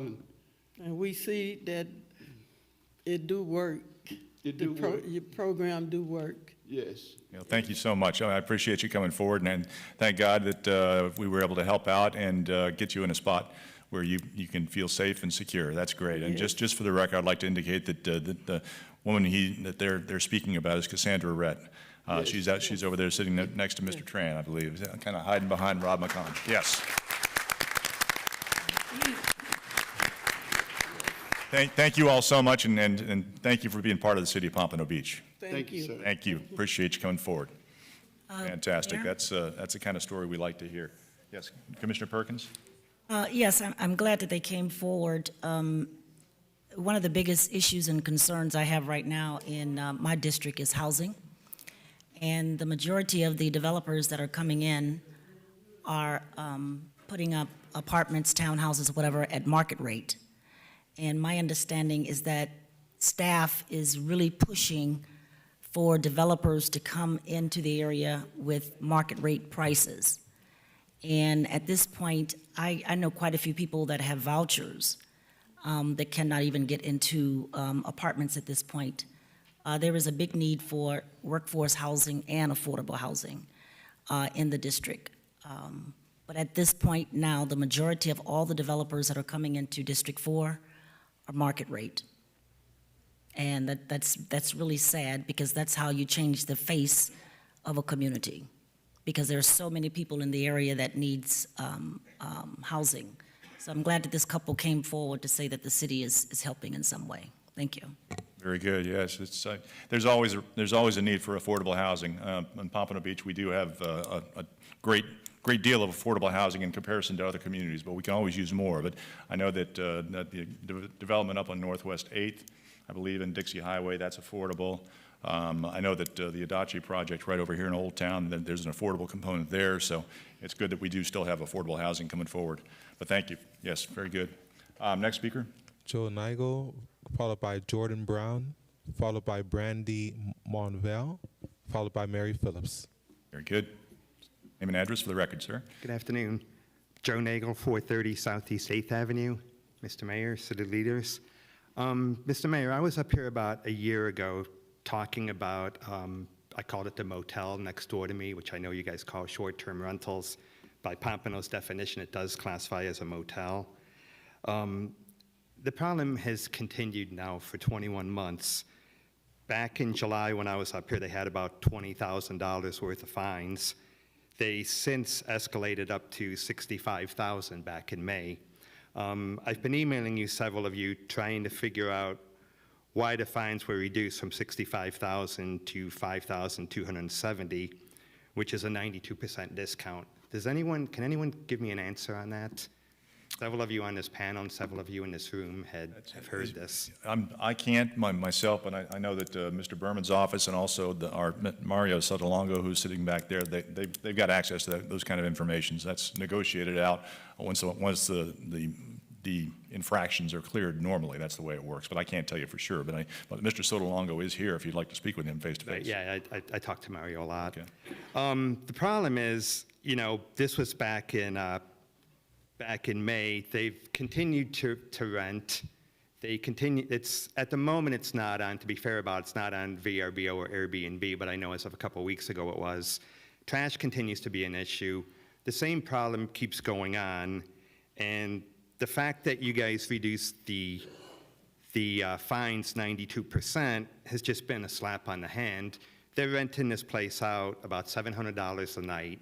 In 1 week, they basically cover your whole fines, and the whole street, not the whole street, but a good chunk of us on 8th Avenue and the people across the canal on 9th Avenue have had more than enough of this, and we're not getting anywhere. 21 months into this, so there's also a new fine that's come about of $13,000 in April. That has been over 90 days. According to Florida Statute 162, if fines are recorded for over 90 days, you're allowed to ask for a foreclosure process at the next special magistrate meeting. Luckily for us, that next special magistrate meeting happens to be tomorrow. Can we go forward with a foreclosure process and put an end to this nonsense that just continues? Well, I mean, I encourage, of course, the city attorney's office to pursue those types of things whenever we can, because some egregious situations deserve foreclosure. And I've used that stick, so to speak, in the past myself, and urged the city attorney's office. If you get with them, and like I said, Mr. Sotolongo, but also city attorney's office, and they can talk to you about it, if that would be possible. Okay, because I mean, we're up to 21 months, $80,000, and nothing's stopping. Okay. So, I mean, I think we've kind of hit that. If you could, Mayor? Mr. Harrison? Mayor, just so we're clear here and set the record straight, Mr. Nagel, this body does not have any authority over those fines. Those fines are set by the magistrate in the magistrate hearing. Okay. So if you go and testify in front of that magistrate the way you're doing here, that might have some bearing on what their decision would be regarding the fines. Yeah, I plan on being there tomorrow. It's just what I would like if the city can go forward, and if you can pursue the foreclosure process, we can put an end to this. I mean, Sure. Mario's sick of listening to If I me. could ask you to get with Mario, just walk over there to get with Mario and make sure that we're on the same page as far as the address and all that kind of stuff. And he can get with Mr. Berman's office later this afternoon so that we can get some kind of an answer to you. I know If he's the- tired of listening to me. I'm sure Allison's tired of listening to me. I'm sure BSO's tired of listening to me. Well, it's a vexing problem throughout the city. It's No, I know short-term it's a rentals problem, and I are- know this is a state issue. Yes. You know, which I'm going to start with them one of these days, but the city Very good. can put the brakes on this. Very good. At least from stopping them. Okay, thank you. Thank you. Mayor, can I, Commissioner Fournier? sorry, so I have spent a lot of time speaking with Joe over the last, I don't know, 21 months, I guess, and the fines were accruing, and then somehow at the magistrate, they were reduced. And I understand that happens occasionally or regularly, but is there some way we can say, if we've reduced fines and then this owner comes back and does the same exact behavior, that there's some kind of clawback or rollback so that those fines aren't reduced because they're continuing to do the same violations? I don't know. Mr. Berman? Mayor, thank you. There's provisions in Chapter 162 for repeat violations with heftier fines and heftier penalties. So it's taken care of in the law in Florida statutes.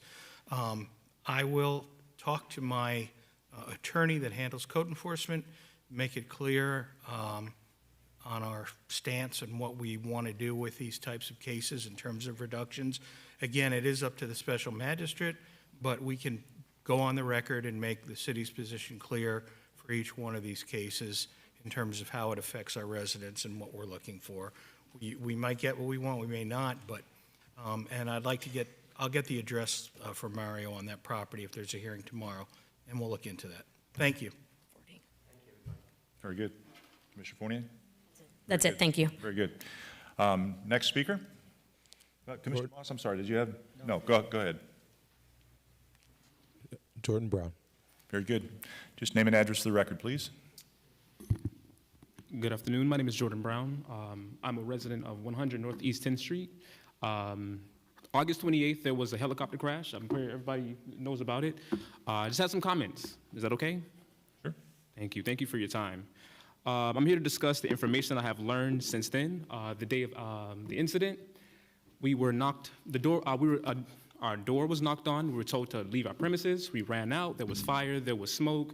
And most of you were, I was learning that the commission was not in session during the month of August, which is not a problem, but we did feel as if we were failed. All right? So some things that I did learn. I learned that the city of Pompano does not have an emergency plan in order for things that are not natural. So this was a helicopter crash, and it was not a hurricane or a thunderstorm or a flood. So there was no help was offered. Is that cool? Cool. I also learned that the city of Pompano has one employee in the social services department, and that was extremely mind-blowing to me. She called me, and she was very nice on the phone. She's very stressed out right now, and learning that she was the only person in her department made my stomach turn. Thank you. Nobody reached out to us as residents of the incident. There was nothing, nobody called us. We sat outside in the 100-degree weather. We sat out through a thunderstorm, and nobody reached out to us. I called City Hall, and I spoke to the city manager's assistant, and she told me she was not aware that a helicopter crashed. So 3 hours after the incident, nobody was informed. It was crazy. She told me that she did not hear the news as of yet, and I wasn't angry at her because I know everybody's doing their job. Because I didn't get a response within 4 hours before City Hall closed, I went up here and I chose to speak to somebody, anybody that would hear my voice, that see my face. She came downstairs, she told me to come to this meeting. I have a few questions. What can we do in moments of a tragedy or emergencies? What can we do better? How can we offer right now assistance to the residents? And how can we change this if anything else happens in the future? 49 seconds. Well, that's Mr. Harrison. I know he liaisons with the Red Cross on issues like this. I believe the Red Cross did get involved, if I'm not mistaken. Red Cross did get involved, but some of us are homeless. We're living in hotels. BSO did provide us 2 weeks in a hotel, but baby, after this Thursday, we have nowhere to live. So you're saying that you haven't been counseled by the Red Cross? They did. They did. They gave us some help, some assistance, and then Pastor called us to pray with us. But that's all we have gotten so far. So we got prayers, and we got thoughts, and we got a high five, and it's not good enough. So you're saying you did not get any assistance from the Red Cross? I did not say that. Red Cross did reach out to us. They did help us, but we still need tangible help right now.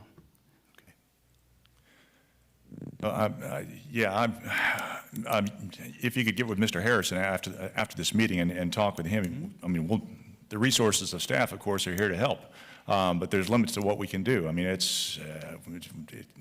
the building, I believe, is condemned, so absolutely you can't go back in that building. But there's other places to rent. I mean, I don't know what the answer is.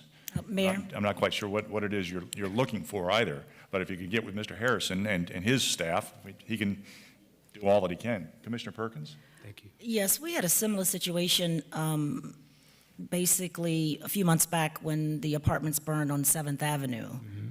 And that was in my district, and I was there the entire time. And the people that were burned out of their apartments, they received little to no help. And I was very disappointed with the Red Cross. The city of Pompano said they couldn't help, pretty much.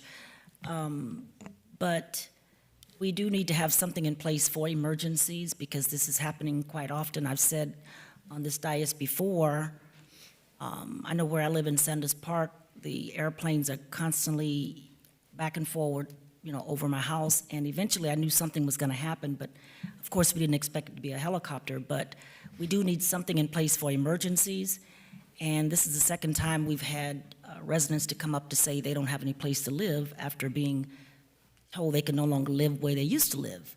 So we need to put something in place, and like I said, I didn't know how Red Cross work, but I was expecting more, and they did very little to help the residents.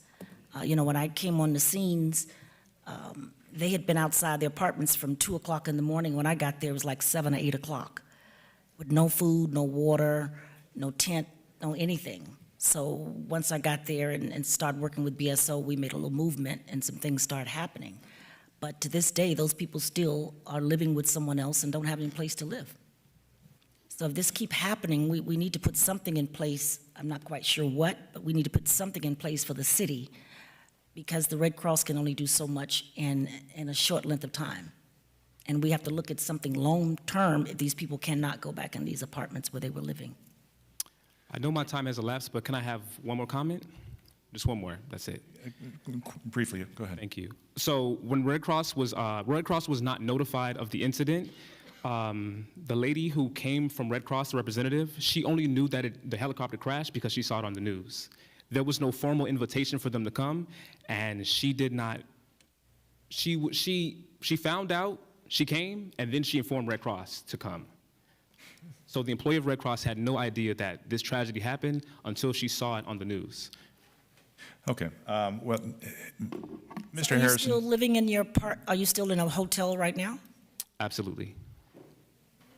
Mayor? So, 1 second. So, Mr. Harrison, I've heard Red Cross does it, Red Cross doesn't do it. Can you find out?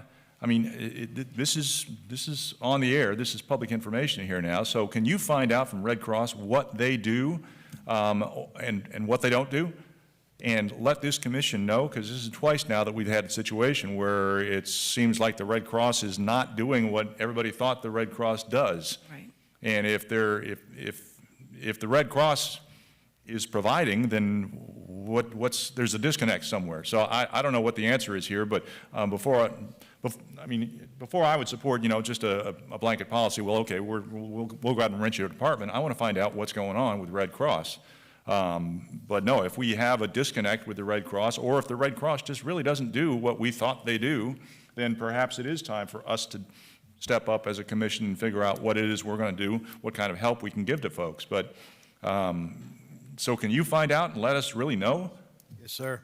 And also, can you get with this gentleman and figure out what's going on in these particular situations, and see if we have any resources at staff level that we can help with? Yeah, so more direct, you can go back here to that back row. Fire Chief Chad Brocata is back there. They work these situations on a daily basis. So he'd be more than glad to take your information and help, and then if you still need to talk to me, you're sure welcome to. Absolutely. Okay? Very good. Then thank you, Mr. Harrison. So yeah, get that to all of us. No, Commissioner Eaton. Yes. I'm sorry, Segerson Eaton. Thank I apologize. you. Segerson Eaton. There have been, a resident reached out to me not too long ago when there was some sort of lockdown at Pompano Elementary School, right? And it's true, there was no information. They had no idea what was happening. They lived right next door, so that was very discerning to them, alarming. So Pompano's been innovative in so many ways. I know we have the code red, but that's something you have to sign up for. But perhaps there's a way that with the contact information, perhaps emails and or text information, that that is in our database, in the property appraiser's database, or others, that we can find a way to be able to at least inform the surrounding community that, yes, the school is under lockdown because of XYZ, so that the community in the area, and whether there's a fire, stay away. And I just want to make that suggestion. I mean, we've been good in so many other ways. Maybe we can figure out a way where we can somehow notify with, like, similar to an Amber Alert or something like that, because it's disconcerting to the neighbors, and not knowing what's going on is the worst thing at the beginning, not knowing. So thank you. Sure. No, I mean, good point. We can always try and do better, but I also want to caution everybody I mean, we're the government and we're here to help, but when it's an emergency, I mean, the first priority, of course, is of our firefighters, our first responders, is to take care of that emergency. And sometimes that involves, demanding that people just stay in lockdown and getting people out of harm's way, and so they can take care of business. And yes, it's going to be a convoluted, confusing mess, and that happens. But yes, we can always try to do better. But yes, Mr. Harrison, we definitely, let's figure out this Red Cross situation. That would be helpful. Very good. Thank you, sir. Appreciate it. And also, Mr. Harris, yes, so if you can go visit our Chief Ricardo in the back. Thank you. Next speaker. Brandy. Just name and address for the record. Yes, 100 Northeast 10th Street. That's my brother who was just speaking, so I'm just piggybacking. So first things first, everyone seems pretty happy indeed. You guys don't realize that we have lost everything. That's number one. Number two, I'm very happy for whoever was placed out somewhere, and we do have a place to stay for the moment at the hotel, but it still doesn't generate or anything that no one reached out to us whatsoever to try to do any type of assistance, any type of housing, any type of anything. Red Cross literally gave us about $600. If you know any hotel, if you get something like with the stove, that's the whole week. So Red Cross did whatever they can do up until that point. Now we're just stuck at a standstill. We have no one, we have no voice, we're our own voice. We would have never known about the meeting unless we physically came here to try to get some answers or to try to see who can help us. So at this point, I just feel like we were failed. We're basically still out here. We don't know what we do from here. We don't know how we come across about any housing, any affordable places. We are currently looking, but it's still hard. We need help. It was a tragic situation, but it's not something that happened every single day. So I know this is something maybe outside of your jurisdiction, but it should be someone that you can lead us to that can give some type of assistance. Because at this point, Red Cross has done all they can do for us. Okay. Well, that's all I ask. As Mr. Harrison pointed out, please go get in contact with our fire chief right in the back there, Chief Mercado. Mayor? Thank you. Yes. Excuse me, can you tell me your address of the apartments you were living in? 100 Northeast 10th Street, Unit 8, Pompano Beach, Florida, 33060. Do you know how many people were living in that unit? What you mean? It's 8 in total. 8, okay. Okay, and all of the 8 had to move out, had to? Yeah, besides the one that's deceased. Okay, thank you. Very good. Chief, you can just hold your hand up in the back there so she can see. Yes, there you go. Thank you. Next speaker. Sorry, man, one moment.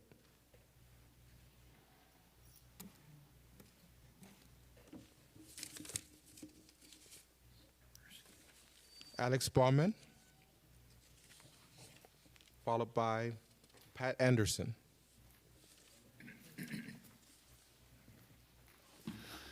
How you doing? My name is Alex Boardman. I live at 2600 Northeast 19th Street. I'm here to talk to you guys about a request that I made, and me and a number of my neighbors made about getting speed control on Northeast 19th Street. I thank you, Vice Mayor McGee, for forwarding my request through to the city manager. That request was denied based on a speed strip that BSO put out on a Tuesday in July when all of the Airbnbs that have flooded my neighborhood are all empty. And the reason that we started to do this, in my initial email that I sent out, was back during Christmas break, there was a moment where I have two little girls, a 5-year-old and a 7-year-old, and if you know anything about Northeast 19th Street and Conner Estates, 19th Street has all the kids. Our kids play, they grow up together, we have events together, we've grown close as a community, and our kids play together outside. We try to not have them play on tablets inside, as anybody here may know that has kids. So I'm asking you all to reconsider, during winter break, back to what I was saying about winter break, there was a moment where my daughter's best friend nearly got hit by a car.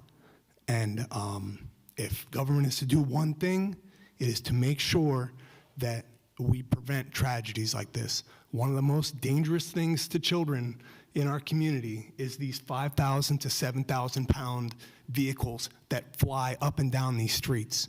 And we can do something about it. We can put speed tables, we can put speed strips, there's a number of things we can do to slow down traffic in our community. And there's speed tables on 23rd Street, there's speed tables on 28th Avenue, all in Conner Estates. None of those are pass-through streets. So it's a matter of political will. Can we do it?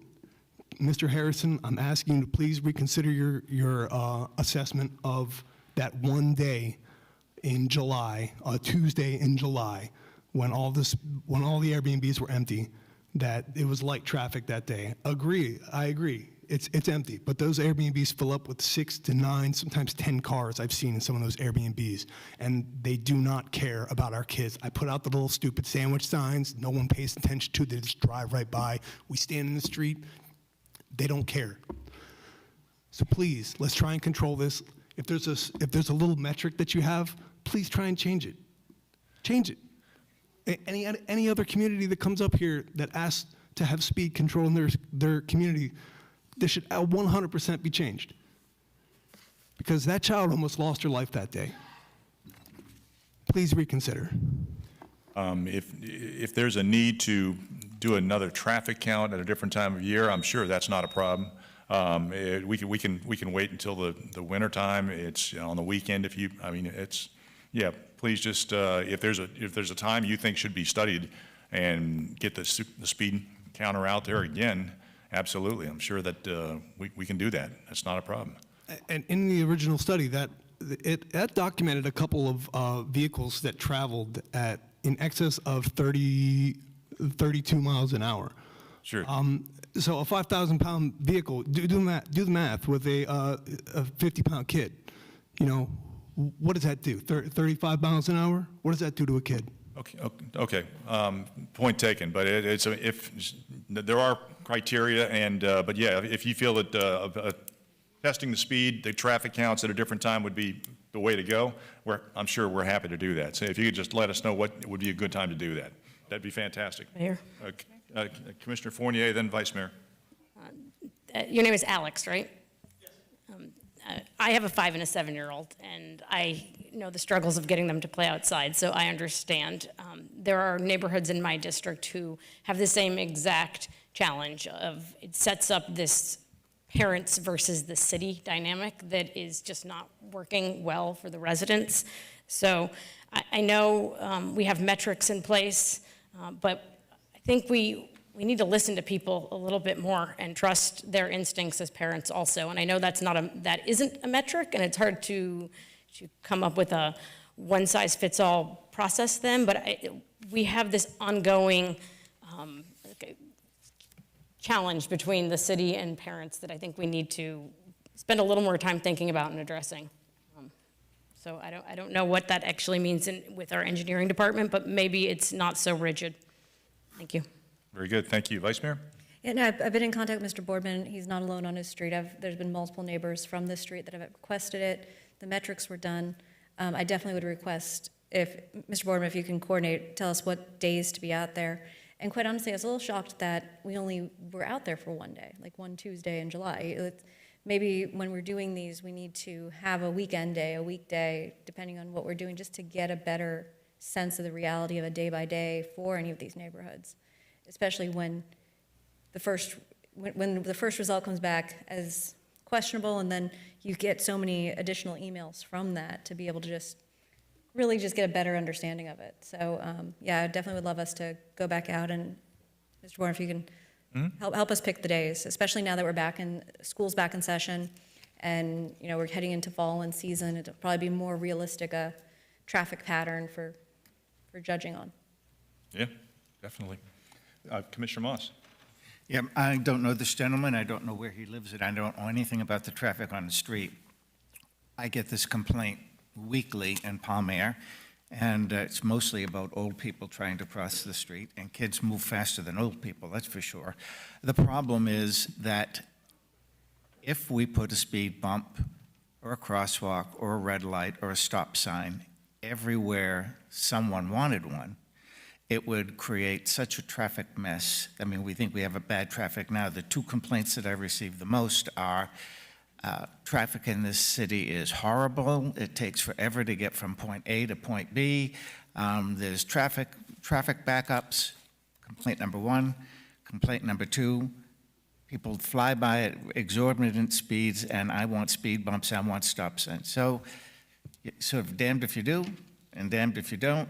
You want people to be able to traverse the city in a timely manner. You can't have stop signs, red lights, and speed bumps every 5 feet, which is what you would have if we acquiesce to every request that we get. So it's a tough nut to crack. And isn't it my understanding that the county has standards, that they're the ones that determine whether the traffic situation merits it or not? And I'll also add that the fire department is not too happy about all of these speed bumps and tables. That enables, that makes it very difficult for them to get to where they need to go in a rapid manner. So tough one, because yeah, we sit here and we listen and we understand, and I see them zooming up and down my street too. But if we had a speed bump everywhere people wanted one, nobody would get anywhere in any period of time that wasn't a very, very long period of time. So that's what we're facing. Mr. City Manager, do you make those determinations, or does the county? Speed bump locations? Our city engineer and police chief work together on those, but they use the county's criteria. Okay. Thank you. Very good. Thank you. Very good. All right. Commissioner Eaton? Thanks. Yeah, it is a difficult situation. In District 2, the older neighborhoods are set up like a grid primarily, and a lot of people like to avoid the intersections, and so therefore they're cutting through. And they're cutting through to save time, so they're driving faster. We do have to follow the county's criteria, and if we don't meet it, you don't get it. But I think at one point we were looking at determining what is an area neighborhood and reducing the overall speed limit, like say for instance something like Crest Haven or Sanders Park. Within those communities, within those areas, we can call them neighborhoods. We can find our definition, but that area speed limit, if it is lowered from 30 miles an hour, which is, I believe, when it's not posted, it's 30 miles an hour. I could be wrong. But by lowering that area speed limit, the entire equation or criteria that the county requires us to go by is changed. The dynamic has changed completely. So I know we were looking at that at some point, determining in certain areas where the speed limit could be lowered to 20, 25 miles an hour, and therefore it creates a better chance of getting the speed humps in. So we were talking about doing that. I don't know where that went and what happened to that. I was just recently having some email exchanges this past week, because I too get the request for speed studies quite often. And so I guess, can we look into that?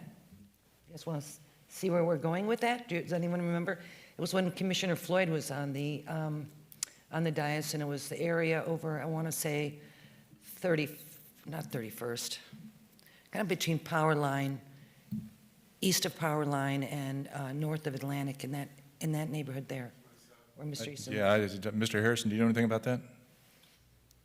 I don't recall it. Okay, well, I could get some better information for Yeah, that. no, I'm just, but I mean, Mr. Harrison should be, I don't have it, in my to-do files right now, but we'd be glad to take a look at it. Yeah, we did at one point, we were discussing that, and it might have been before COVID, which would explain the issue. So I went sort of. We can sure take another. All right, great, thanks. okay, very good. Commissioner Moss. One last thought. We are an international hub. People come here from not only all over the country, but all over the world. And regrettably, they bring with them their driving habits and skills, which are sometimes subnormal. That's problem number one. The other problem is, we all have these requests from constituents, everybody in every part of the city. Putting up a sign that says 30 miles an hour is going to be meaningless to someone who is, by nature, has a lead foot and is going to zoom down that street at 45 miles an hour. We've lowered speed limits in Palmyra to very little effect. So it's just a problem. Maybe it's a worse problem here in South Florida than it is in other parts of the country, but I think it's because we have so many people that come from so many other places that they have their own way of doing things that are not quite kosher as far as we're concerned. So I'm not saying we don't try to do anything about it, but it's just a problem that we're going to be living with for a long time. And I certainly sympathize with the gentleman and his children, but it's everywhere. And how we fix it, no easy task. Yeah, I believe what Commissioner Segerson-Eden was talking about was the ratio. In other words, if you've got a posted speed limit of 30 miles an hour, there's a ratio that so much has to be doing so much percent over to warrant getting the speed hump. So if you lower the speed limit in the area, well, then the ratio lowers the ratio. Commissioner Fournier. I'm just happy to hear that a lot of other people up here are concerned about traffic in the city. I agree that we can't speed bump the entire city. That's not practical. But we do have a lot of cut-through traffic in our neighborhoods right now. So I hope going forward, we all keep that in mind as we make decisions about how to keep traffic on the major roadways and keep the lanes flowing on our major roadways and make strategic decisions that keep our roads working for people, like Atlantic Boulevard, and keeping cars out of our neighborhoods. So that is our responsibility, to make the strategic decisions to make the traffic work in our city. So, thank you. Very good, thank you. Vice Mayor? I have to say, I know it's always just speed bumps. That seems to be the traffic control umbrella. But I know that over on Harbor Drive, for instance, the roundabouts are actually excellent too. And we can look in the different areas, see between speed tables, the ones that just make they're shorter but that make a lot of noise, speed bumps. I know that other areas have tried different things between the sidewalks and visual things to slow things down. And there's a lot of places where we can look into that, I think we should. And then the other part of it also is enforcement, where we can, growing up, there's certain areas that get known for that if you're speeding, if you're blocking intersections, if you're making illegal U-turns, you're gonna get cited. And that's the other route we can also take, is when we know there's an area having an issue, just make sure our presence is known. So that's it. Very good. All right, let's move on. Next speaker. Pat Anderson, followed by Mary Phillips, followed by Sarika Peterson. Very good.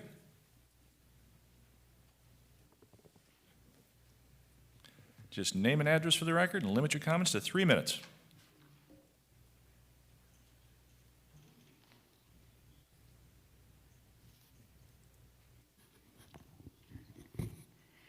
Hi. Pat Russell Anderson, 30-year resident. I own the company called My Own Cruising Journal. My address is 2650 Northeast 24th Street, Pompano Beach. Zip code 33064-7701. Don't forget that, -7701. My email is pat@patandersonartist.com. My worldwide customers and clients all know what's going on, and we're all concerned. I can't talk about this anymore, so I wrote it down. A subject I desire to speak on. I must have clear title insurance, Mark Berman. You've got to admit the smash. I have to have the records of the smash. That happened on May 5th, 2017. 6 years of identity theft I have now. Me. I'm trying to help 50 millionaires on this canal, and they have privacy. I always handwrite. I do not have email contact with them. But they sure get to see what I say to y'all. On January 3rd, 2023, I had a background check by National Wildlife Federation, AT&T, $785 debt at 2640 Northeast 24th Street, 33064, without the extension, next door to me. Discovered as a home lien to me by Radius Global Solutions, LLC, on January 3rd, 2023, only a few months ago. Army Corps of Engineers submerged land reclaiming was not approved for 2640. Identified 2640 as unauthorized structure in the waterway. 5 BSO reports are closed by Pompano Beach City Manager Greg Harrison. I have a copy for you, Greg, when you come back.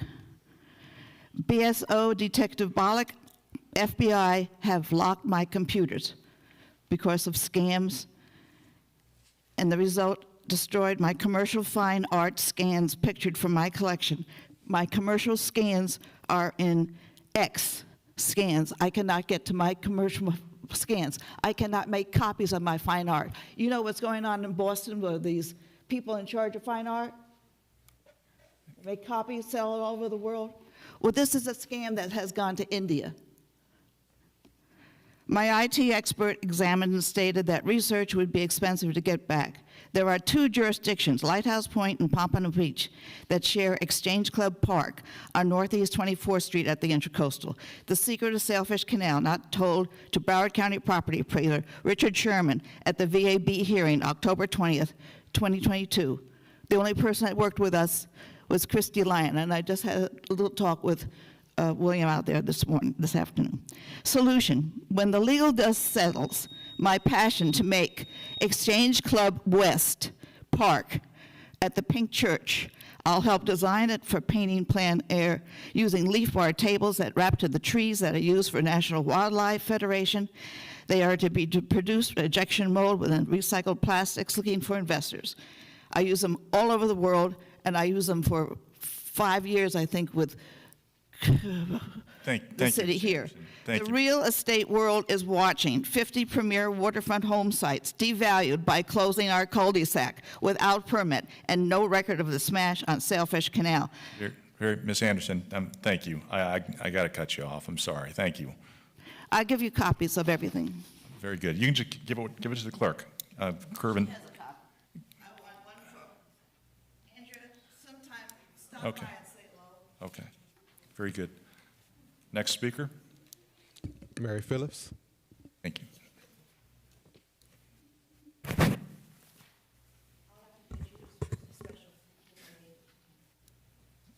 Thank you, Pat.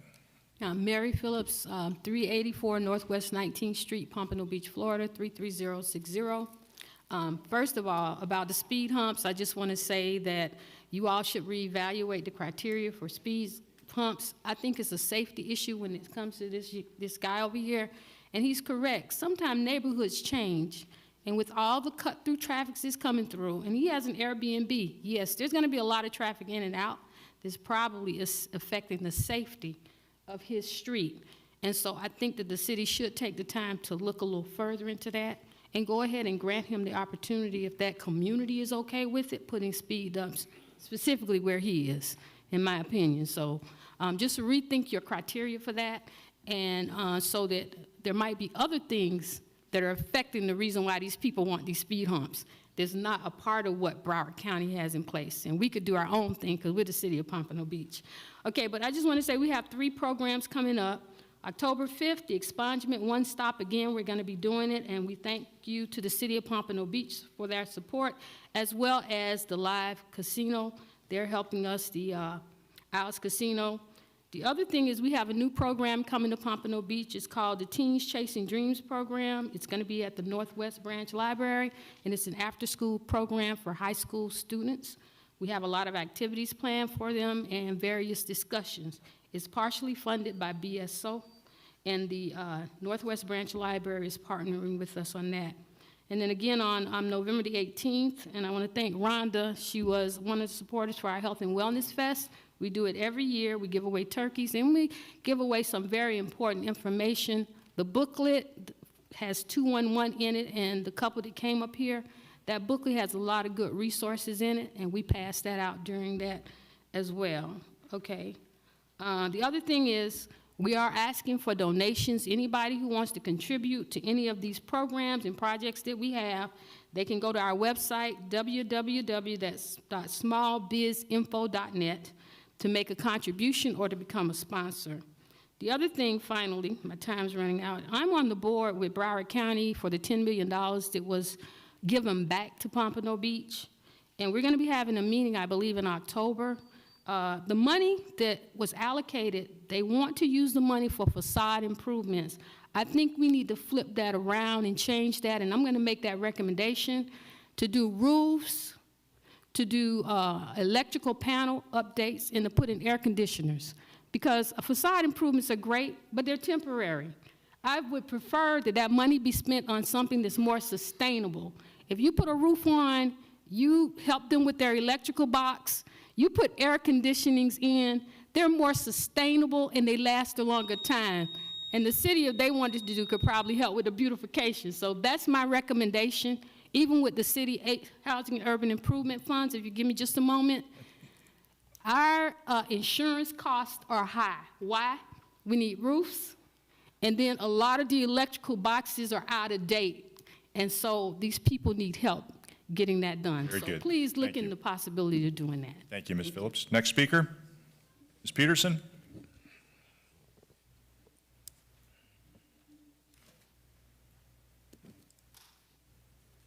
So it's my understanding you've got a video that is going to be run. Is that correct? That was pre-cleared by Ms. King's department? Yes, Serica Peterson, 4354 Northwest 9th Avenue. My company, the Roundtable Project, submitted a program to the Pompano Beach Cultural Arts Department to produce a soundtrack for the city of Pompano. We have put together a presentation here because we want you all to see what that process has been, and we've selected the final 6 that will be on that soundtrack. So what is ClickUp? ClickUp is an all-in-one productivity software where you can manage everything in any.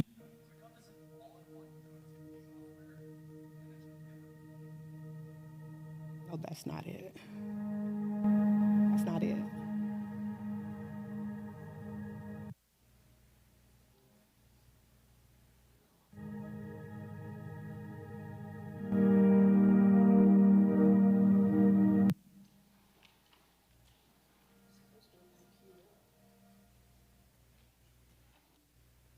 Probably have to go back, yeah.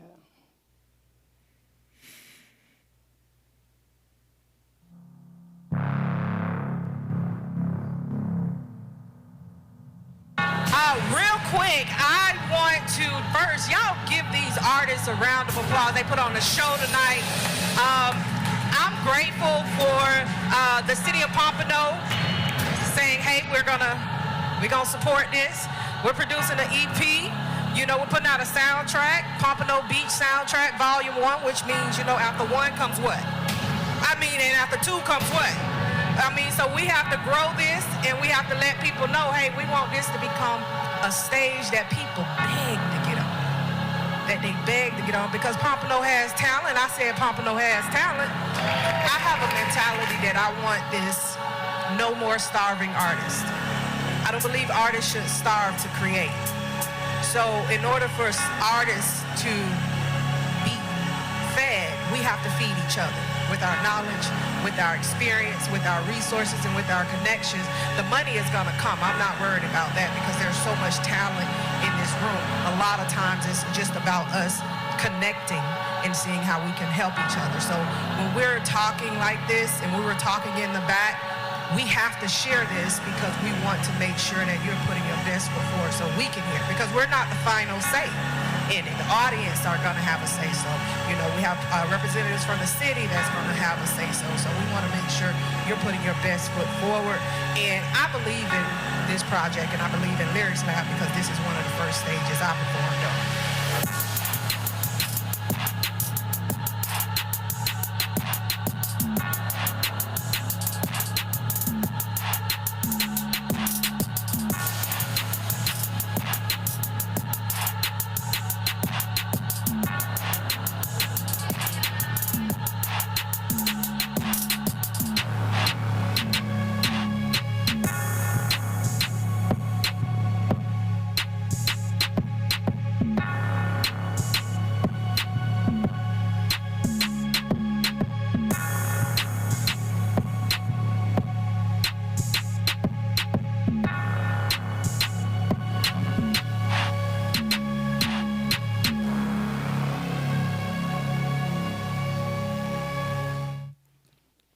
So, yeah, that is the presentation that I wanted to give to you all to let you know that we have chosen the final 6, and we're about to go into the studio with these artists, with one of the local studios that has partnered with us, Power Station, and I'm looking forward to what we create. Thank you. Very good. Thank you. Appreciate that. Very good. Next speaker? Nancy Olson. Nancy Olson? Nancy Olson. Nancy Olson. Looks like Nancy left. That concludes audience to be heard, Mayor. That concludes audience to be heard. Very good. If Nancy Olson shows up, if you can let me know, that'd be great. Okay. All right, that takes us up to our consent agenda. Can I get a motion approving items 1 through 3, 5, and, oh, pardon me. Nope, wait, nope. Sorry, that's wrong. Items 3, 5, and 7 through 9. So moved? Second. Moved and second. All in favor say aye. Aye. Opposed? Motion carries unanimous. Thank you. Takes us up to item number 1 is an approval. Approve ranking order for request for proposal, RFP T-12-23, Holiday Lights, and authorize staff to negotiate a contract with the highest ranked firm, All Seasons Imports, Inc., doing business as the Christmas Palace, LLC. Is there a motion? Oh, so moved? Second. Moved and second for discussion. This item was pulled by Commissioner Perkins. Commissioner Perkins. Commissioner Perkins. Can we just lay this on, what is it, lay this on the table? Is that the? You can do that, or you can just make a motion to call this later in the agenda, however you want to. Oh, this is uncharted territory for me, okay? You can lay on the table, and you can pick it up later on if you. Lay it on the table. Let's lay it on the table. That's great. Okay. And that there is no motions, no vote on that, correct? That's a motion, so. The motion, okay, I make a motion to lay it on the table. I'll second. Moved and second. All in favor, say aye. Aye. Opposed? Okay, it's now on the table. Get the vote. Very good. Item number 2 is a resolution. Resolution of. Wait. Time out, Mr. Berman. Let's hold on that. Let's move on to. We'll come back to that. I'm moving out of order here. Let's go to number 6. Item number 6 is a resolution. Resolution of the City Commission of the City of Pompano Beach, Florida, approving and ratifying the mayor and city manager's execution of a First Amendment to the interlocal agreement between Broward County and the City of Pompano Beach for surtax-funded Kendall Lake Neighborhood Stormwater Improvements Project, providing an effective date. So moved? Second. Moved and second for discussion. This item was pulled by Commissioner Fournier and Commissioner Perkins. Commissioner Fournier? I pulled this item for Mr. Ed Phillips. Very good. Mr. Phillips?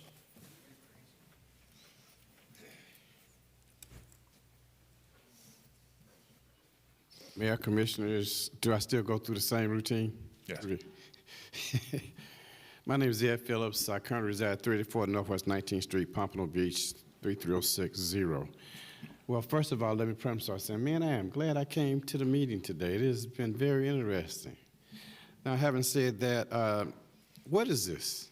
Number 6, what is it? It pertains to Kendall Lakes. What is it? I tried to see if I could look it up. You know how you push the little button and it gives you the diagram? It didn't show me or tell me anything. Okay.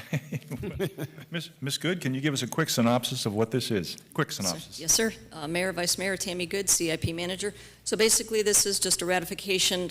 City Manager Greg Harrison approved an interlocal agreement amendment, county awarding the city an additional $392,000 in change for escalations to go towards the Kendall Lake Storm Drain Project.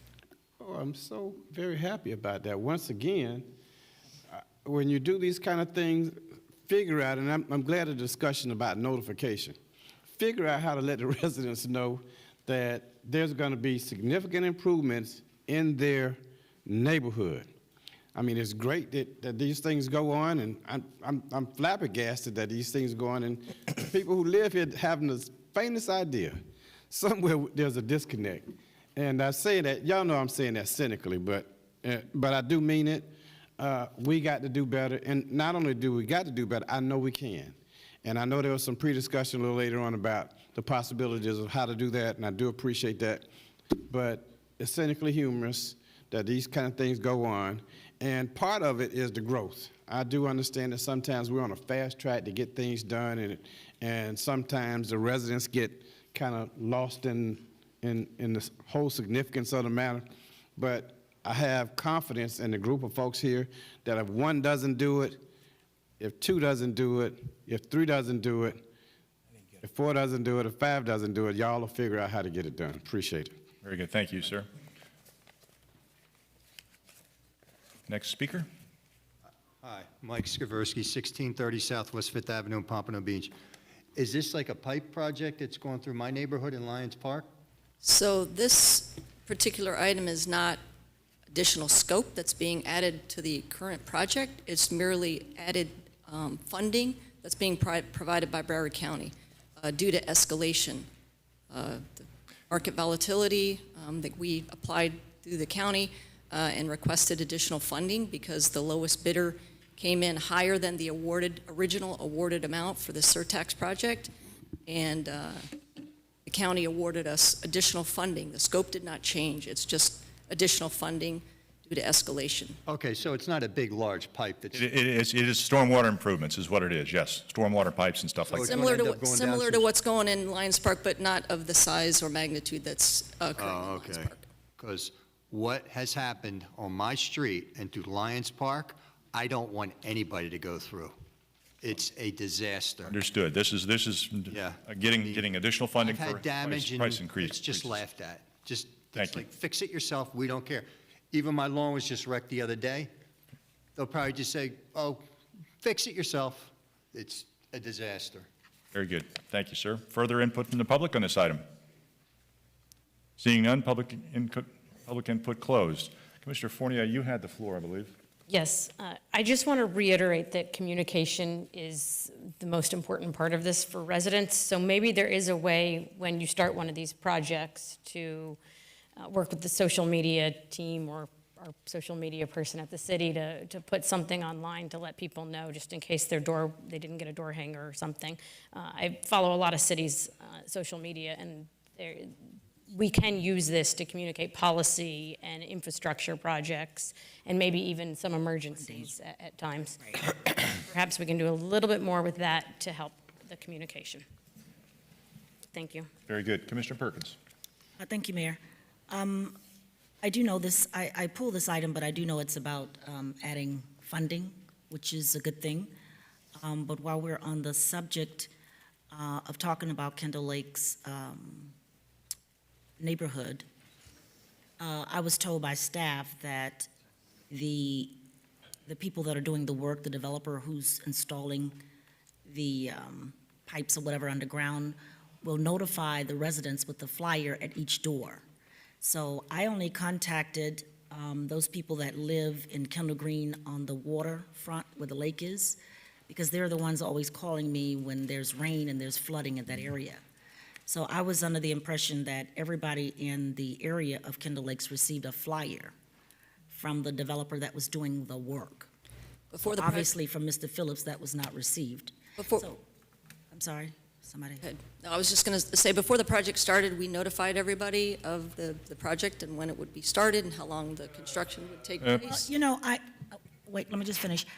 I just don't remember what project it was, but there was another project in my district where I was told the same thing, it doesn't come to mind right now, where I thought the community was informed with flyers or informing them, and it didn't happen at that particular time, and this is the second time it has happened. And I guess I need to be more on top of, did they do what they said they were gonna do?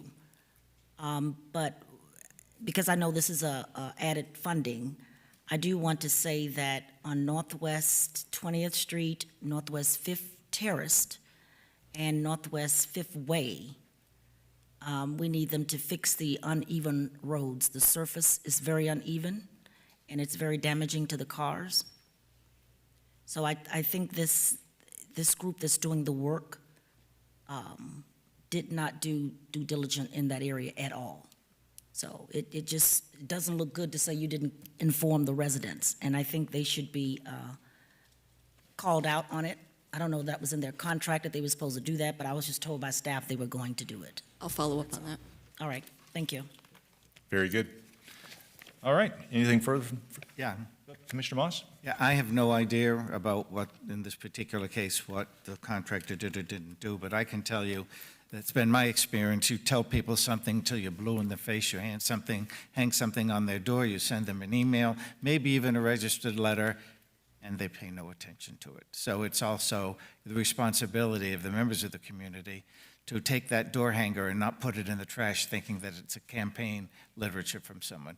It's very frustrating trying to get information out to people because they don't look, they don't listen, and if you tell them directly in the face what happened, the next day they're going to ask you the same question again. So it's everybody's responsibility to pay attention. It's the responsibility of the contractors to get the information out, but people also have to pay attention. Thanks. Very good, thank you. Commissioner Perkins? Yes, Mayor. I disagree when it comes to the residents, especially in District 4. I think they're better reached with flyers because so many in my district do not have laptops, computers, and those kind of things to go online to find out what's really going on with the city. And that has been my way of connecting with the community, going door to door, putting out flyers.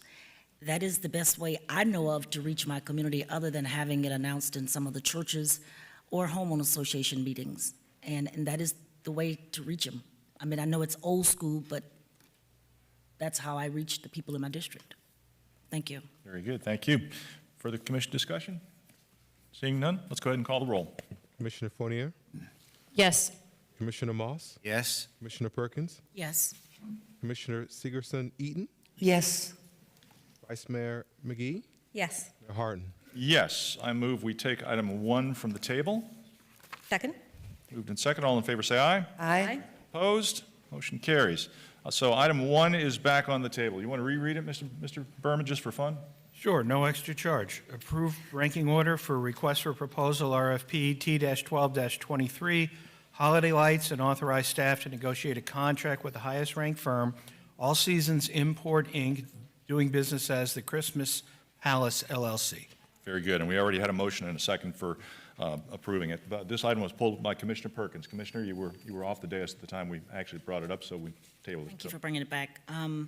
Yes, I pulled this item in the backup. I did not see where these holiday lights will be located or where they will be installed. Is it just the norm of what we do every year, or are we adding additional lights in different areas in the city? Good afternoon, Mark Boudreau, Recreation Programs Administrator. Before I answer that, I've been here close to 35 years, and I've never heard the process of lay it on the table. Mr. Murray, can you explain that to me? Because I'm just kind of dumbfounded. I didn't get that. You say lay it on the table? No, not you, Commissioner. Oh. You missed the interaction here. Oh, okay. Robert's rules. Duly noted. Thank you.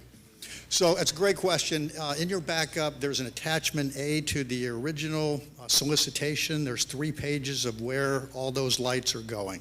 So nothing new, typical lighting that we normally do. Okay, so I do remember seeing Annie Gillis Park, because we have the Christmas tree there. I remember Yes. seeing that.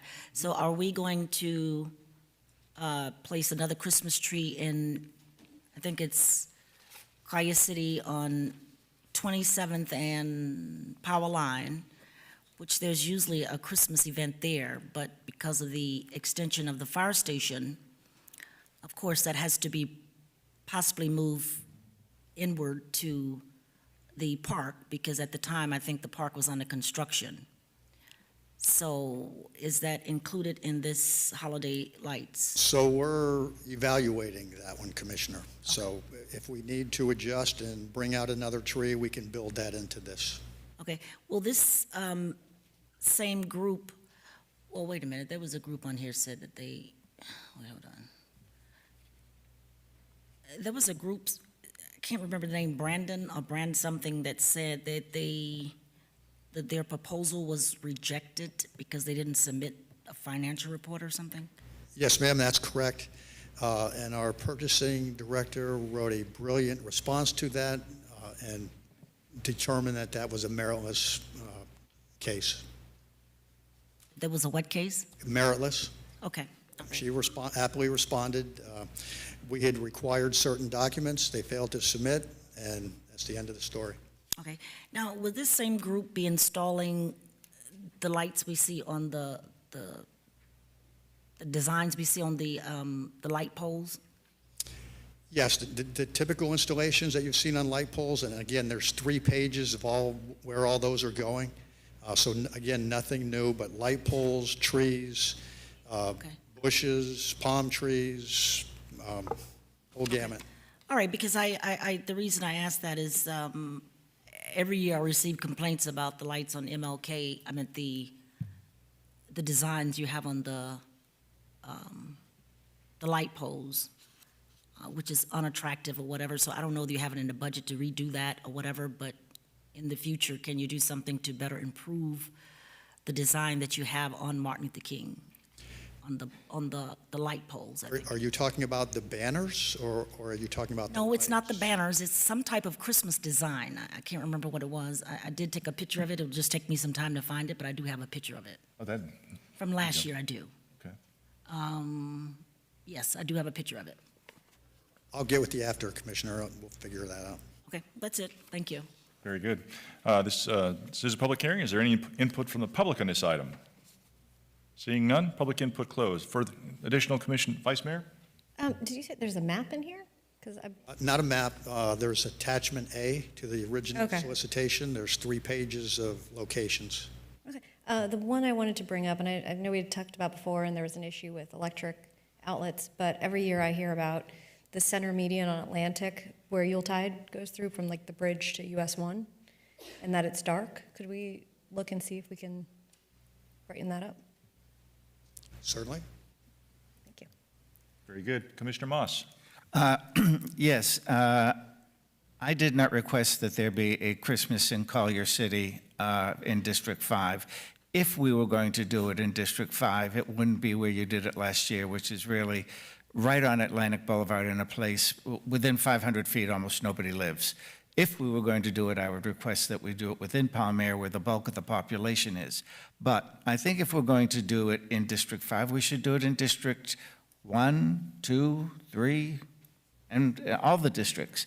So if we're going to, traditionally, if we have concentrated our holiday efforts on Annie Adderley Gillis Park and Martin Luther King Boulevard, I think that's fine, and we should continue doing it. But I don't believe that it's appropriate to have something like Christmas in Collier City and not in Pompano Highlands and in Lions Park, and you're talking a lot of money. So I think we should just concentrate our efforts on the Martin Luther King Boulevard area and the Gillis Park. And I don't believe that we need to have a Christmas in Collier City. Thanks. Very good. Further commission discussion?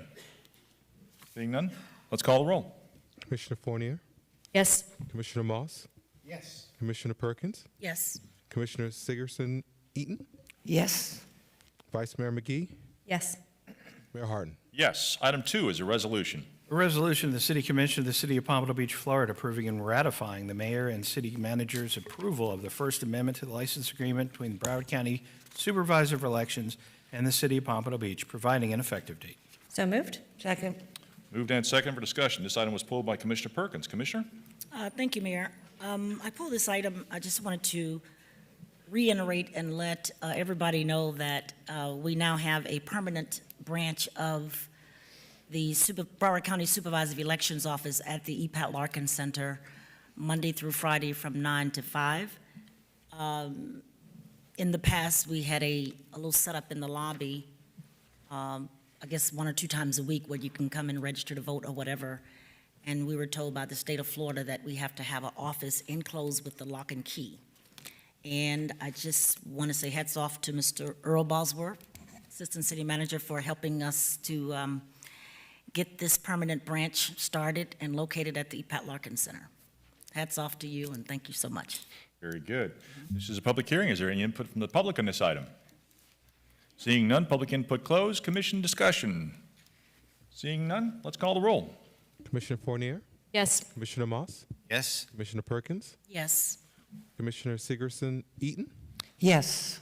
Vice Mayor McGee, Yes. Mayor Harden. Yes, that takes us up to our regular agenda. Items 9 through 12 are quasi-judicial in nature. Mr. Berman will discuss the procedures we will use. Mr. Berman? Thank you, Mayor. If anyone wishes to testify on items number 10, 11, and 12, they must be sworn in and may be subject to cross-examination by the City Commission or by interested parties. Individuals addressing the commission should state their name and whether they have been sworn. City staff will make its presentation first, followed by the applicant or anyone else who wishes to testify. Following the applicant's concluding remarks, the hearing will conclude and the consideration at that time will be made by the City Commission. All those who wish to testify on items number 10, 11, and 12, please stand at this time, raise your right hand, and the city clerk will swear you in. Do you solemnly swear or affirm that the evidence or testimony that you're going to give will be the truth, the whole truth, and nothing but the truth? Thank you. Very good. Item 10 is the second reading of an ordinance. An ordinance of the City Commission of the City of Pompano Beach, Florida, abandoning that certain 20-foot wide alley lying within the block between Northwest 21st Street and Northwest 22nd Street, east of North Power Line Road and west of Northwest 18th Avenue, providing for severability, providing an effective date. So moved. Second. Moved and second for discussion. Good afternoon. Ms. Dolan? Thank you, Mayor. Commission, Jean Dolan, Development Services. This is the second reading of a city-initiated request to abandon a 20-foot wide alley right-of-way located within the block between Northwest 21st and Northwest 22nd Streets, east of Power Line Road. There have been no changes since first reading, and I am available if you have any additional questions. Very good. Thank you for that. This is a public hearing. Is there any input from the public on this item? Seeing none, public input closed. Commission discussion, concerns? Seeing none, let's call the roll. Commissioner Fournier, Yes. Commissioner Moss, Yes? Commissioner Perkins, Yes. Commissioner Sigerson Eaton, Yes. Vice Mayor McGee, Yes. Mayor Harden. Yes. Item 11 is the first reading of an ordinance. An ordinance of the City Commission of the City of Pompano Beach, Florida, abandoning a 10-foot wide utility easement lying on the east side of Northwest 31st Avenue, approximately 350 feet south of Dr. Martin Luther King Jr. Boulevard, commonly known as 1350 Northwest 31st Avenue, providing for severability, providing an effective date. So moved. Second. Moved and second for discussion. Once again, Ms. Dolan. Thank you, Mayor. Jean Dolan, Development Services. This request is for a 10-foot wide utility easement abandonment located at 1350 Northwest 31st Avenue, which is east of 31st Avenue and approximately 350 feet south of Martin Luther King Boulevard. There are no utilities located within the easement. The Planning and Zoning Board unanimously recommended approval of the abandonment on February 22nd, 2023, with one condition, which has been met. Staff recommends approval, and both staff and the applicant are available if you have any questions. Very good. Thank you for that. Does the applicant wish to make any presentation? Just here for questions. Okay, very good. This is a public hearing. Is there any input from the public on this item? Seeing none, public input closed. Commission discussion, questions, concerns? Seeing none, let's call the roll. Commissioner Fournier, Yes. Commissioner Moss, Yes? Commissioner Perkins, Yes. Commissioner Sigerson Eaton, Yes. Vice Mayor McGee, Yes. Mayor Harton. Yes. Item 12 is the first reading of an ordinance. An ordinance of the City Commission of the City of Pompano Beach, Florida, abandoning that certain 20-foot wide alley located on a lot lying on the south side of McNabb Road, approximately 1,000 feet west of Federal Highway and running east-west along southern property line, commonly known as 872 East McNabb Road, providing for severability, providing an effective date. So moved. Second. Moved and seconded for discussion. Once again, Ms. Dolan. Thank you, Mayor. Jean Dolan, Development Services. This is a request to abandon a 20-foot wide alley right-of-way on the property at 872 East McNabb Road. This alley is shown on the subject's plat, but has never been paved, and it has no off-site connections. Since the alley right-of-way is not necessary, the applicant is requesting it to be abandoned. The Planning and Zoning Board unanimously recommended approval of this abandonment on June 28th with the condition that a utility easement be retained over the entire area of the abandonment, and this condition has been met. Staff recommends approval, and the applicant is present if there are any questions. Very good. Does the applicant wish to make any presentation or just here for questions? Just here for questions. Okay, very good. This is a public hearing. Is there any input from the public on this item? Please come forward. Indicate, give your name, address, and indicate if you've been sworn. Okay. All right. Raise your right hand. Okay. Raise your right hand. Yeah, I'm sorry. You solemnly swear or affirm that the testimony or evidence that you're going to give will be the truth and the whole truth and nothing but the truth. Yes. Thank you. My question is... Name and address for the record, Oh, sir. yeah. Mike Skaversky, 1630 Southwest Fifth Avenue in Pompano Beach. Thank you. What are the future plans for this? Right now, they're considering doing a boutique hotel here, but they're having some issues with getting that as a permitted use. So really, the abandonment of this alley has nothing to do with what they're proposing. It's just they want to get rid of that alley regardless of what they do there. Okay, yeah, because I did look. So they're having issues with a future possible hotel. Yeah, all right. Very good. That's all. Thank you, sir. Further input from the public? Seeing none, public input closed. Commission discussion, questions, concerns? Seeing none, let's call the roll. But before that, I would just like to indicate that I did receive an email in opposition, one or two emails in opposition to this and one other item, but just want to put that on the record. Thank you. Let's go ahead and call the roll. Commissioner Fournier? Yes. Commissioner Moss? Yes. Commissioner Perkins? Yes. Commissioner Sigerson-Eaton? Yes. Vice Mayor McGee? Yes. Mayor Harton? Yes. That ends our quasi-judicial proceedings. Item number 13 is an approval. Approval to award invitation to bid ITB E-16-23 for lift station number 61 rehabilitation to the lowest responsible bidder, Southern Underground Industries Incorporated, at a cost of $3,425,335. So moved. Second. Moved and second for discussion. Ms. Good. Tammy Good, CIP Manager. This is an approval to award an invitation for a competitive bid solicitation for a sanitary sewer lift station rehab project. This project is located at 2000 Southeast 5th Court, and there were a total of 2 responsive bidders, and staff recommends awarding the competitive bid to Southern Underground Industries in the amount of $3.425 million. Thank you. Very good. Thank you for that. This is a public hearing. Is there any input from the public on this item?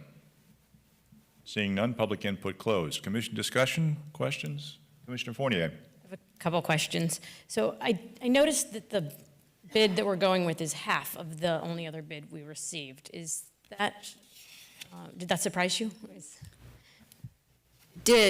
Considering the lowest bidder was actually higher than the engineer's estimate. So perhaps the second bidder is busy, doesn't really need the, I can't really speak for them, but we feel confident that this contractor can perform the work, and they actually came in higher than the engineer's estimate, so we don't feel like they've missed any major components of the scope, so. Okay, I just wanted to make sure that was realistic, and you thought that it was realistic. Okay. Will there be any impact to that section of road when they're doing the lift station? There will be when they install the piping. We'll phase it. We'll make sure, though, that there's access, and hopefully we'll only be able to close one lane at a time and leave access open at all times, even if it's just down to reduced to one lane. When do you anticipate them starting this? Well, we have to get a permit first, execute the contract. A guess, 6 months? Okay, and that area is prone to dumping and doesn't really look very nice also, so maybe as part of that, when we're completing the job, we can work on the Spruce it up a aesthetics a little bit, some beautification there. Yes. Very good. Further commission discussion? Questions, concerns? Seeing none, let's call the roll. Commissioner Fournier, Yes. Commissioner Moss, Yes? Commissioner Perkins, Yes. Commissioner Sigerson-Eaton, Yes. Vice Mayor McGee, Yes. Mayor Harton. Yes, item 14 is an approval. Approval to award invitation to bid ITBE-09-23 Northwest 16th Lane Stormwater Improvements State Revolving Fund to the lowest responsible bidder, Mark Dan Incorporated, at a cost of $2,082,937. So moved? Second. Moved and seconded for discussion. Once again, Mrs. Good. Tammy Good, CIP Manager. Again, an approval to award a invitation for competitive bid solicitation. This is another stormwater project located at Northwest 16th Lane, adjacent to Copens Road. It's a dead-end street. There were a total of 4 bidders. And staff recommends awarding this competitive bid to Mark Dan in the amount of $2.82 million. Thank you. Very good, thank you. This is a public hearing. Is there any input from the public on this item? Please give your name and address and indicate if you've been sworn. Yeah, Mike Skaversky, 1630 Southwest Fifth Avenue in Pompano Beach. I'm not familiar with the street. I didn't look it up. This is a dead-end street, you said? It is. And there are houses on the street? It is a commercial area. There's no single-family homes or residential units. It's all commercial. Oh, okay, so it won't affect any of the commercial properties at all? No, they'll still be able to gain access in and out, yes. Okay, well, I can't picture the place because I'm not there, but I highly suggest, 100% suggest, you film this entire street back and forth, Mr. Harrison, and photocopy everything, keep it, because if not, I know they said, we filmed your neighborhood beforehand. They're lying. They didn't film anything, because if they went back and looked at the film, they would see what damage was done on our properties, and it would have already been fixed. So my suggestion is you actually should vote on that everything is filmed and saved for all these stormwater jobs. And that's really for the benefit of the people of Pompano Beach, because they will tear up your properties, they'll hit your cars, they'll do whatever they want, and they'll say, we didn't do anything. It's very important. That's for the people. And you have been sworn, correct? Yeah. Very good, thank you, sir. That's for the people. It's a must. Very good, thank you. Further input from the public? Seeing none, public input closed. Commission discussion. Questions, concerns? Commissioner Perkins. Thank you, Mayor. I have not had a chance to drive over to Northwest 16th Lane. Is that located, I want to say, south of the Westview Cemetery?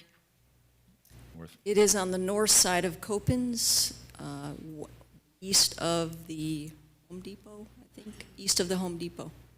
West of Home Depot. East. West of the Home Depot. West of the Home Depot? West of the Home Depot. Okay. It abuts Copens Road, but it's on the north side of Copens Road. Okay, all right.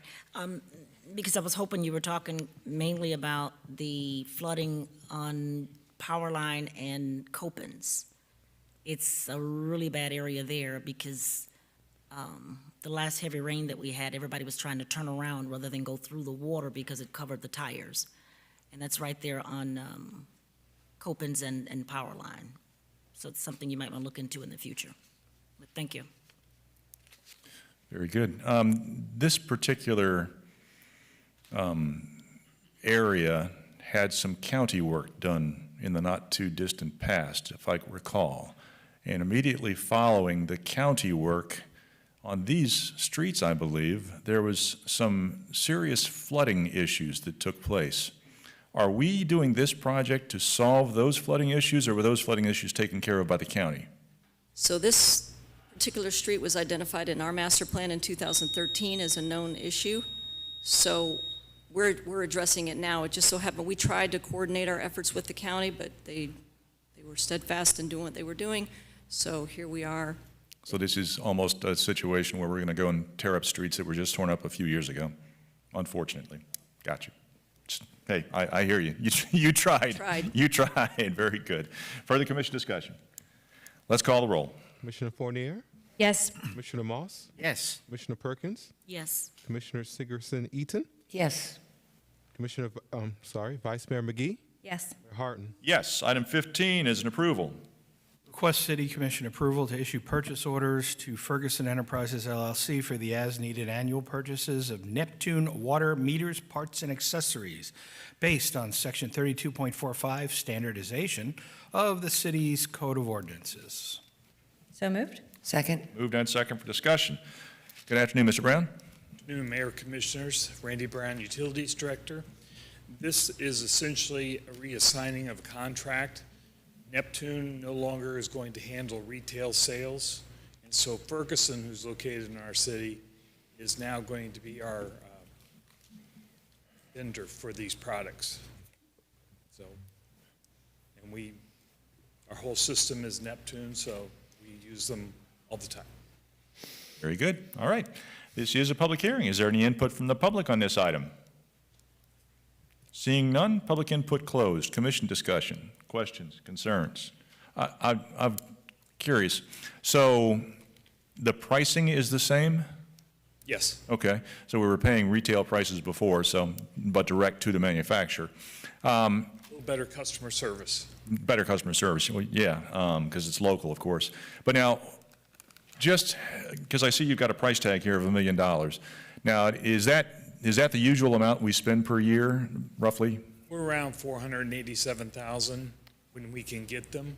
There's a chip shortage, and they're dribbling in. So we have a real backlog that we need to catch up on. Gotcha. And well, my question is, and I understand standardization, and for good reason, but how large is our universe? Because I mean, it's a sole source. That means we're locked in with these items, and I'm sure it's a fair price, but without going out for bid on competing entities, we won't really. I mean, I'm sure you have some idea, but you don't really know until you do it. But we can't go out for bid because of the standardization we're going through. So how big is our universe of these items and this system that if we wanted to look at alternatives, how big a nut would that be? In other words, would it cost us $10 million to go out and change our complete system? I'm just wondering. 15 to 20. 15 to 20 to change our system to try and get some other competing entities in there. So that's, gotcha. I was just wondering, how, and I'm sure you do compare in the marketplace what we pay for these versus what some other system uses, and the meters for this, I'm sure, are somewhat comparable to other meters. Periodically, we do. Yeah. But it's, apples, it's not apples to apples per se, but still, just to make sure that we are getting a good bang for our buck. That's all. Yeah, and they're one of the leading manufacturers of water meters. Yeah, no, I hear you. And, Ford was when they built the Pinto too, but you just want to make sure we're getting a good bang for our buck. That's all. Thank you. Good deal. Further commission discussion, questions, concerns? Vice Mayor. Just now that you're asking about all these, that sort of like popped a concern. With all the standardization, how I guess vulnerable are we to this system no longer being available or going from the manufacturer level? It happens. We're phasing out of the system we have now. We're going to cellular because the radio system is no longer being supported in the next few years. So we will be phasing out to a new system, and I'll be bringing that forward. But I think what spurred my concern would be when you said that the chips are coming in drips and drabs. Mm-hmm. And I believe that's across the industry. Right. No, definitely, it's with multiple industries. Are we pre-stocking just in case for things? And okay, so we're trying to hedge against possible things way beyond our control. Right. But we're also trying to make sure we're taking care of meters that are broken, new developments, so whatever we have in stock is going out. Okay. So we're on them all the time. Excellent. Thank you. Very good. Further commission questions? Seeing none, let's call the roll. Commissioner Fournier, Yes. Commissioner Moss? Yes. Commissioner Perkins? Yes. Commissioner Sigerson Eaton? Yes.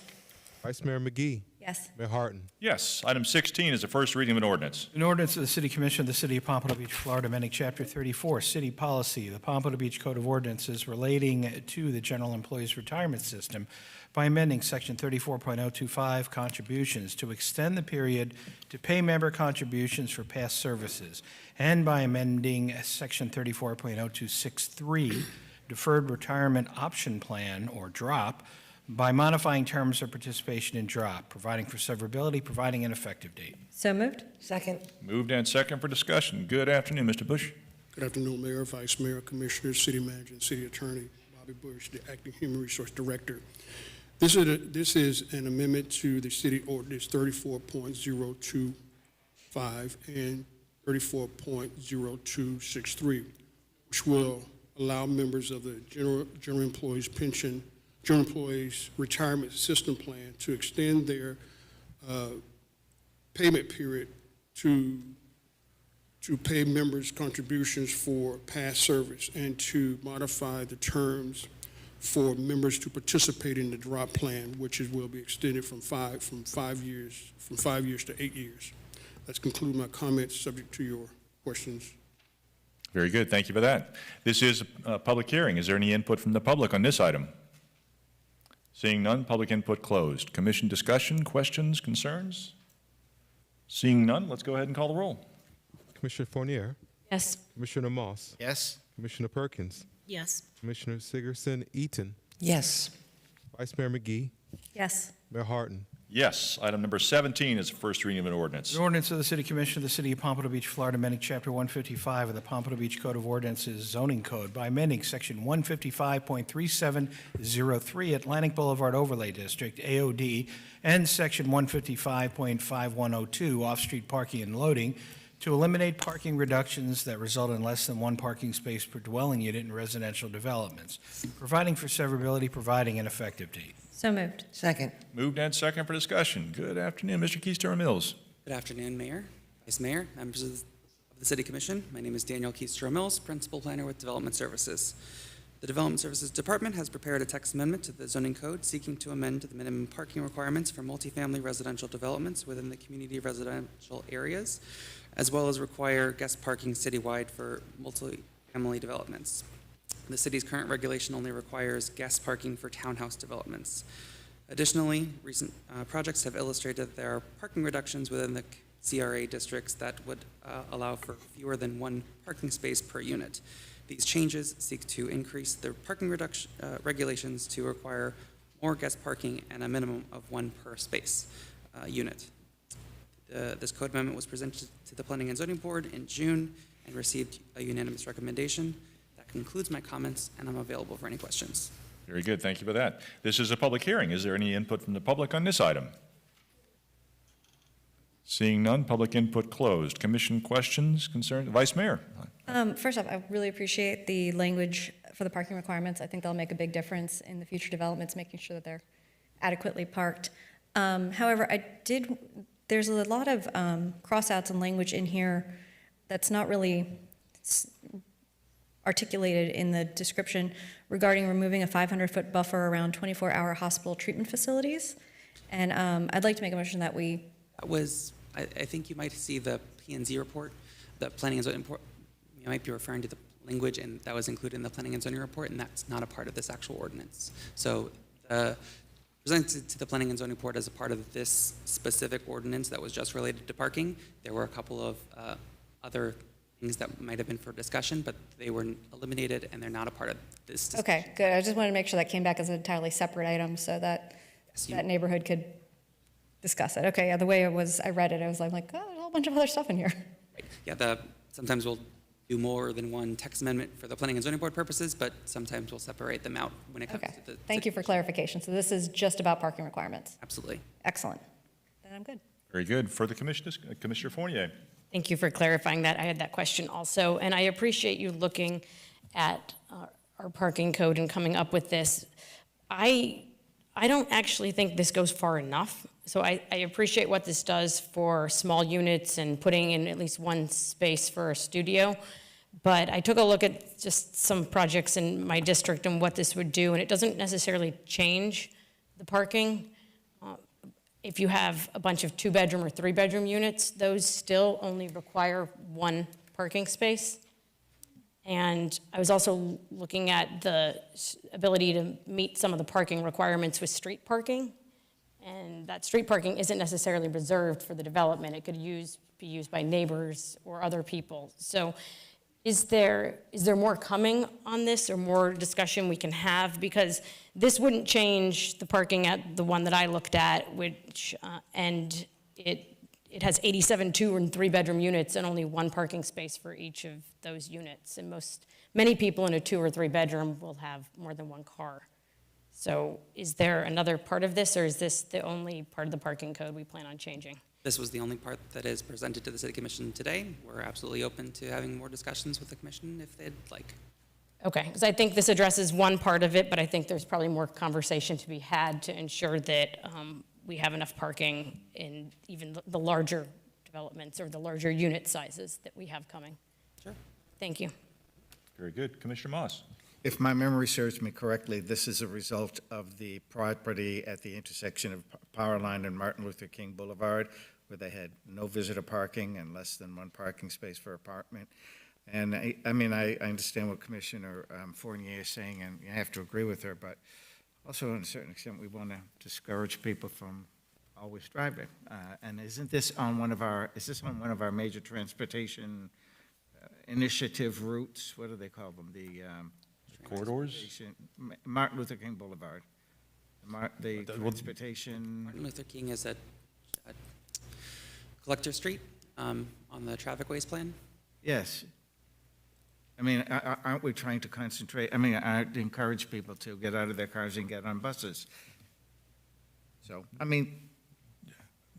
But you're looking at me, but I mean, this applies citywide, right? Yes. Yes. Okay. Yeah. Done. Okay, very good. I've got Vice Mayor again.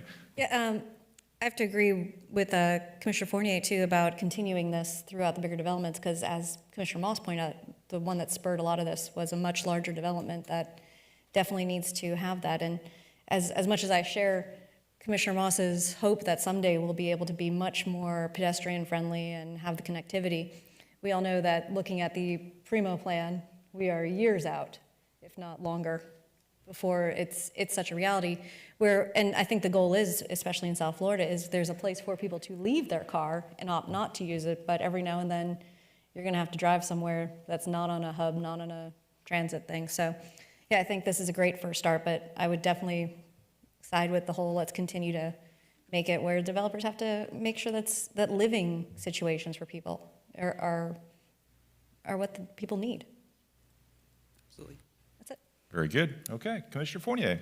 Just quickly to piggyback off that, we do have to build for what exists now, and people are still driving everywhere now. We don't have alternate ways to get around in a lot of these areas. And my concern is that the cars, we will still have the cars. We haven't solved that problem, so they will spill out into the neighborhoods and have nowhere to park. And we see that in some developments that are already in my district, and I'm sure other places in the city. So we have to build for now, and people still drive their cars everywhere right now. Thank you.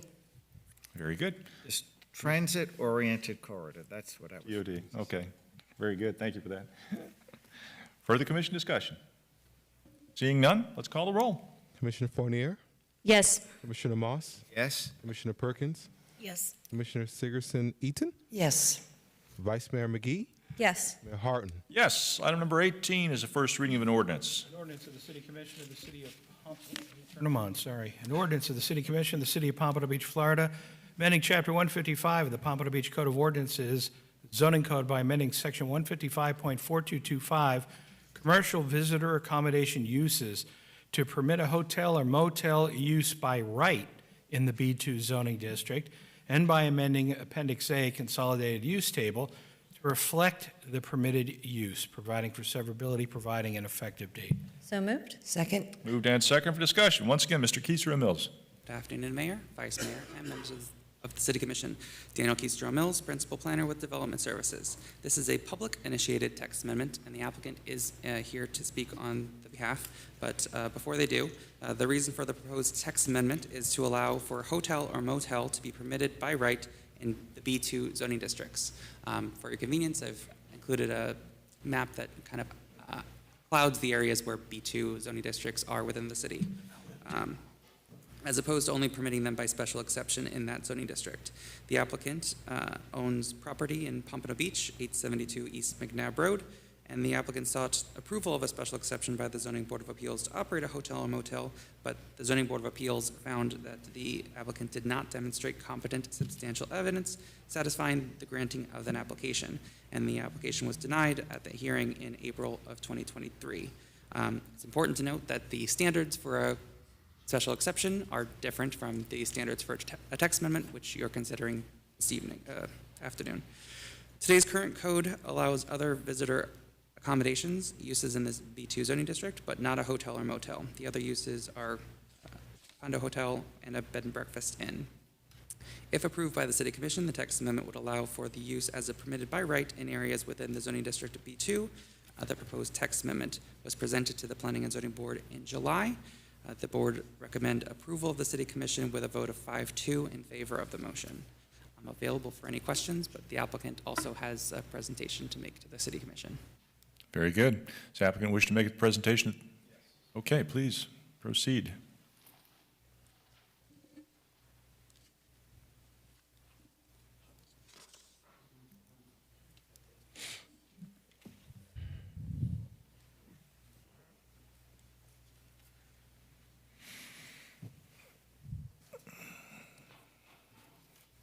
Good afternoon, everybody. Do I need to swear in? No, just name and address for the record, please. Rahul Sangvi, 8300 Northwest, 123rd Way, Parkland, Florida, 33076. And I'll just dive right into it. So I wanted to highlight some of the different uses between B2 and B3 zoning. And the red box identifies the differences between B2 and B3. As you can see, a condo, hotel, and bed and breakfast are approved as of right, and a hotel is a special exception. And in B3, all three are uses by right. So I just looking at the code, the definition of what a condo hotel, which is allowed by right, and highlight at the red area is the one of focus. The condo hotel is a building that contains individual units which may be occupied on a limited basis by the lodging unit owner, but whose primary purpose is visitor accommodation use. So this is in the zoning code, and and this is in B2, a use by right. And a hotel definition, the major part is a building or a group of buildings in which sleeping accommodations are offered to the public and intended primarily for rental for temporary occupancy by persons on an overnight basis. So, and this is a special exception under B2. The common theme between these two definitions is that the visitor use and for temporary occupancy. I also want to allude to the developmental dimensional standards between the B2 and the B3. The more significant being the one at the bottom, the last one. The height limitations between the two is the same. It's 105 feet, equates to about 9 stories high, even in B2.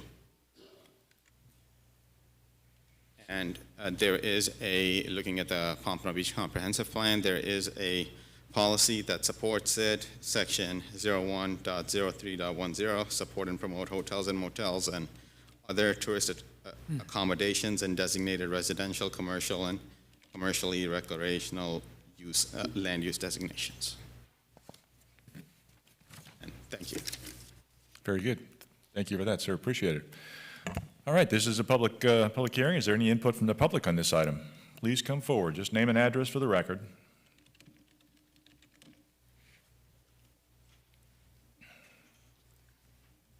Mike Skaversky, 1630 Southwest 5th Avenue. This was in the Sun Sentinel. It said, City of Pompano Beach, Florida, Notice of Zoning Code Amendment. Was an address necessary when you do this? Or no? I don't know what's in the Sun Sentinel. Yeah, it was in the newspaper. Okay. It didn't, are they supposed to have an address? No. This is citywide. This is a citywide text amendment. All right. Is this also, this is 872 also McNabb Road, this property? 872 East McNabb Road is Zone B2, correct. It disappeared. So this applies to all B2 zoning throughout the city. So he wants to put up up to a 105-foot building right over there? Oh, no, sir. You want to put up a 105-foot building? Mr. Skaversky, just to be honest with you, this concerns a text amendment to our zoning code. What this gentleman wants to do is, it doesn't mean that's what's going to happen there, and besides which, this is citywide. You can put a 105-foot building there right now. Correct. Right there on the 872 McNabb Road. And other places. I'll tell you, we're really getting creative and unique and odd with some of these ideas we're coming up with. To put something right there like that, it doesn't make any sense whatsoever. Well, just as I pointed out, I just want to be clear for the record, 105-foot, you can put 105 feet there right now. Correct, Mr. Keystra Mills? Yes. B2 zoning allows 105 feet, just to be clear, no matter where it is throughout the city. Further input from the public? Seeing none, public input closed. Commission discussion, questions. Commissioner Fournier. I am concerned about both this project and the citywide implications for a broad change to B2. The project underlying this, what we're talking about on McNabb, was denied a special exception with a 0-6 vote. So no one on that board thought it was a good idea to have a hotel there. It is where kids walk to school. There's gridlock on McNabb in that area right now, and always during the school year. There were concerns about having a hotel that close to a church and a school. I heard the concerns. People spoke about it because they were noticed at the time within a certain radius. So that was that project. So 0-6, nobody thought it was a good idea to allow a hotel there. So it seems to me that this is a bit of a backdoor way to come back and change our code for something that was already denied. There are other examples of parcels that could become a hotel. When I look at the map, I had to zoom in quite a bit, but Legends and Wings and Things in my district, that whole area that's adjacent to Orchid Grove is B2 and could become hotels. There's areas on Cypress Road that have single-family homes in the backyard that are B2 and could have a hotel by right if this passes. The entrances to Cypress Bend, both the north and the south side, where the Walgreens and the shopping center are, could become hotels. Up and down Power Line and 27th, there are many parcels that by right could just become hotels without getting input from the community. So this does impact the entire city. So for me, I feel like our code is actually correct here. I feel like we're absolutely correct right now, and that maybe some of these areas a hotel could make sense and a special exception would be granted. And in some cases, they wouldn't be, and it wouldn't be granted. So I think that's the right process for these B2 properties that I'm looking at. Thank you. Very good, thank you. For the commission discussion, Commissioner Eaton, then Vice Mayor McGee. Okay, Commissioner Segerson, Eaton, apologize. That's okay. Okay, so in looking at and I did some comparison of the very few B2s that exist in the city, and I just would say that it's even more difficult to find a B4 in the city. So, for example, and it states specifically in the code, the District B1, that is, serves as a transitional zone between more intensive commercial development and low and medium density residential neighborhood areas. And, you know, we know that in looking at the Federal Highway corridor. From north to south, it is all red. It is all commercial in it. There's no B2s or B1s that buffer those. We know that we've had problems in the past with car dealers doing accessory uses, painting and detailing cars, and that was an accessory use. It would waft over into the residential community, and that was done on South Federal Highway. So, and in looking at other areas of B2, I'm seeing multifamily residential, I'm seeing B3 properties surrounded by RPUDs, multifamily residential, single-family residential, and honestly, I don't see the rhyme or reason for those B2s. They seem to be, they are in the same condition as the B3s are. The B2s are under the same conditions as the B3s are. And I'm looking at just south off of west of Dixie Highway.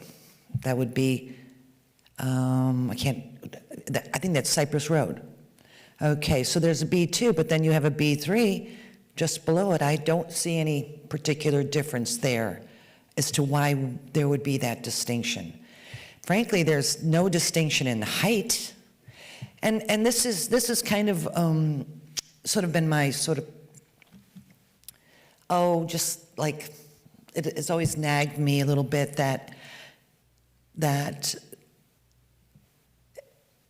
perhaps, I'm not saying that Pompano Beach did this, but other cities too can zone these districts to basically not allow certain businesses to be in certain areas. There's, and I can understand that. But what I find perplexing is how these got zone B2s and the properties right next door got zone B3s, and they're, in cases, and we've had them before, they're abutting. So I just think that putting that out there and essentially, I'm curious as to how they managed to get the zoning. And I'm sure this happened decades upon decades ago in these comp plans. And like I say, it's kind of baffling to me. And that's just my comments for right now. Very good. Vice Mayor? Yeah, with the interesting thing to me is kind of following what Commissioner Segerson-Eaton was saying, is some of the zoning things. The fact that B2 already allows the condo hotel model, to me is an interesting thing, whereas in my experience, full-out hotels seem to be run more cohesively and better. That's a personal preference, but then the condo hotel mentality. So since that's already a thing, and then I also weigh it against the problem that we've heard again today, that we hear all the time, is the rampant Airbnbs. And so part of me wonders, is the lack of hotel units available throughout Pompano for visiting friends and family and things like that, adding to the demand on Airbnb? So is that showing us that we actually have, a need, a necessity for other hotel options, more, for that express purpose, and for visiting business people, whatever it is, to offset that? Are I've had this conversation with multiple of the beach developers as well, that, they want to put another condo, put another condo, put another condo. We are on a negative with hotels. We really don't have very many. So yeah, I think it's one of those balance situations as to what big of a difference would this be, again, with the fact it already has the condo hotel availability, and a lot of hotels are going that way because they're able to. The reality is that the developer is able to get a lot of their cash back in the beginning by selling out all these units and then manages them. So with that already being in the cards, I have to agree with Commissioner Eaton that it's kind of weird that there's even a designation. So that's it for me. Gotcha. Mr. Keystone Mills, a couple of questions. First off, staff supports this, is that correct? There are policies in the comp plan that do support Sim- tourism. Simple, yes or no? Staff supports this? Yes. Thank you. Okay, that's what yeah, I wasn't looking for rationalization. I was looking for an answer. Thank you. Now, any idea why hotels weren't allowed in B2 originally? I do not know. Okay, fair enough. And yes, just for the record, I'm sure the reason why we are here is because this gentleman wants to do his project there, or wants to enhance the property value, whatever. So I'm not naive to that, of course. He could, for the 872 East McNabb Road, if the property owner wanted to, they could have applied for a zoning change to B3, which would have allowed hotel, correct? That would have been another option, yes. And they could have limited all uses, excluded all uses that are allowed in B3 that aren't allowed in B2 except for the hotel use, and that would have basically accomplished the same thing as what it appears is happening here, correct? Sure, if it was a planned development, they could have catered the number of uses that were going to be there. If it was a straight rezoning from B2 to B3, then it would open up all sorts of other uses that are allowed in B3 that aren't necessarily. But if he wanted to have restrictive covenants and eliminate all those other uses and just wanted a hotel. That's another avenue that the city has taken several. Right. Now, I've question about the ZBA, and I know ZBA does what ZBA does. Did staff take a position in the special exception? Did staff take a position in those? No, gotcha. Typically, we do not take positions on the Zoning Board of Appeals items. Gotcha, okay, that solves that. Just for the record also, I want to put out there that I did receive a couple of emails in opposition to this, just so everybody's clear. Yeah, that's really it. Now, Commissioner Fournier, she used some examples, saying that there on Cypress Road, there's some residential properties along Cypress Road where this would now open up those residential properties for a hotel to be placed there. Would that be correct? Yes, I believe there's more than one B2 property along McNabb. Or you said Cypress. Cypress, yes. Mm-hmm. So it's, even though it's right in the middle of, or backs right up to residential, you could have a hotel right next to residential. That's what happens when you make it permitted by right, absolutely. Right, gotcha. But what are the buffers? What are the buffers? I don't know off the top of my head, but there is residential compatibility, so our code does include provisions. So if some commercial use is up against a single-family residential use, I want to say it's like additional landscaping and slightly more setback. You don't want the vehicular use areas like parking spaces or drive aisles to be right up against single-family homes. So there are several standards when you have commercial up against a residential property or a zoning district that wouldn't be, hired if you were B2 up against B3. So there are some provisions, but still it would be those design considerations at site plan and review. But right now they're B2, but they're occupied by residential uses, so that doesn't apply because it's residential use. If there were residential uses in a B2 zoning district, Mm-hmm. we're saying? I believe there are, aren't there?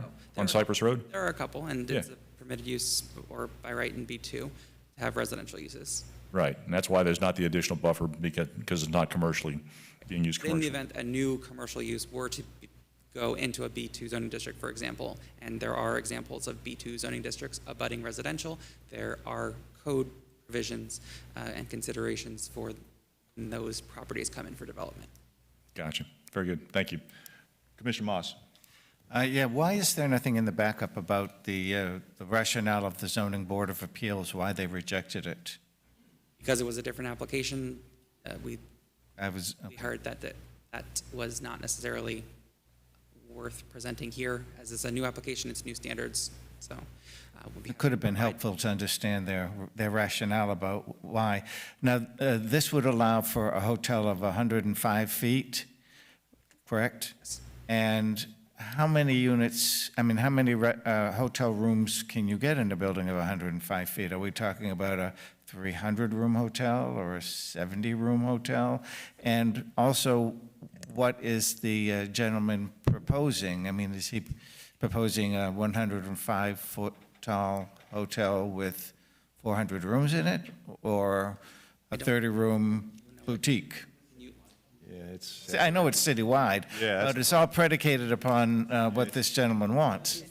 Why he's asking specifically. I do not have the answer for what could go on this property or other ones.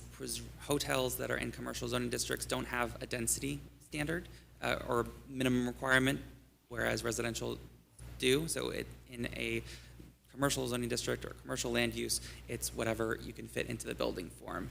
Okay. The applicant can speak to what his proposal was, which would be specific, not relevant to this particular application. Perhaps he would like to share that.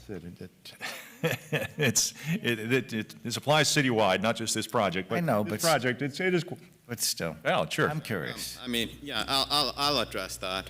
I didn't have plans to address it, but so it would be about 72 units. That's what we were looking at on my site, on 872 East McNabb, between 72 units, which is, and also I wanted to, which is medium size. It's going to be a 4-story building, maybe 5, depends on it, which is 55 feet high in the air. I'm allowed 105, so we're cutting half the size down.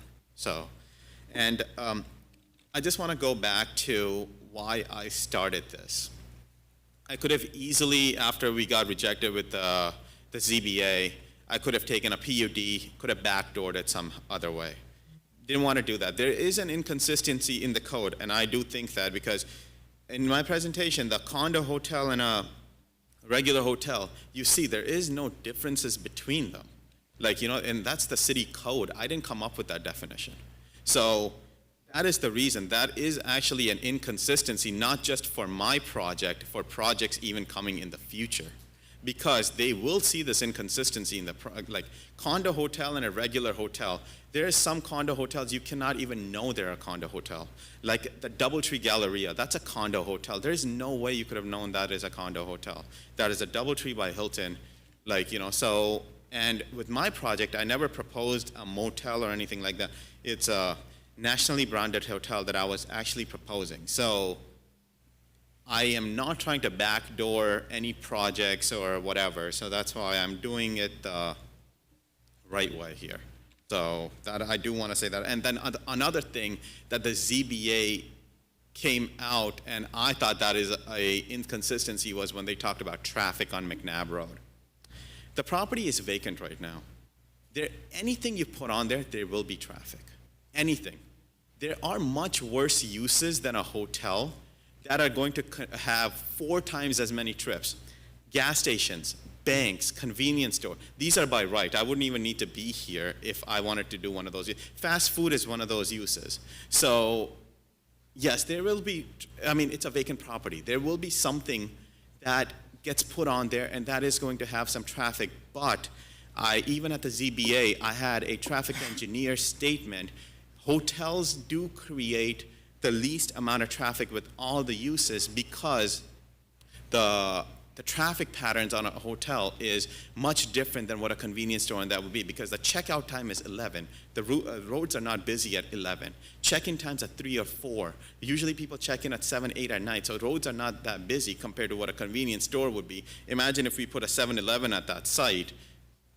When the kids are walking in a 7-Eleven, that would just be extremely, like, I would not want to drive in that area.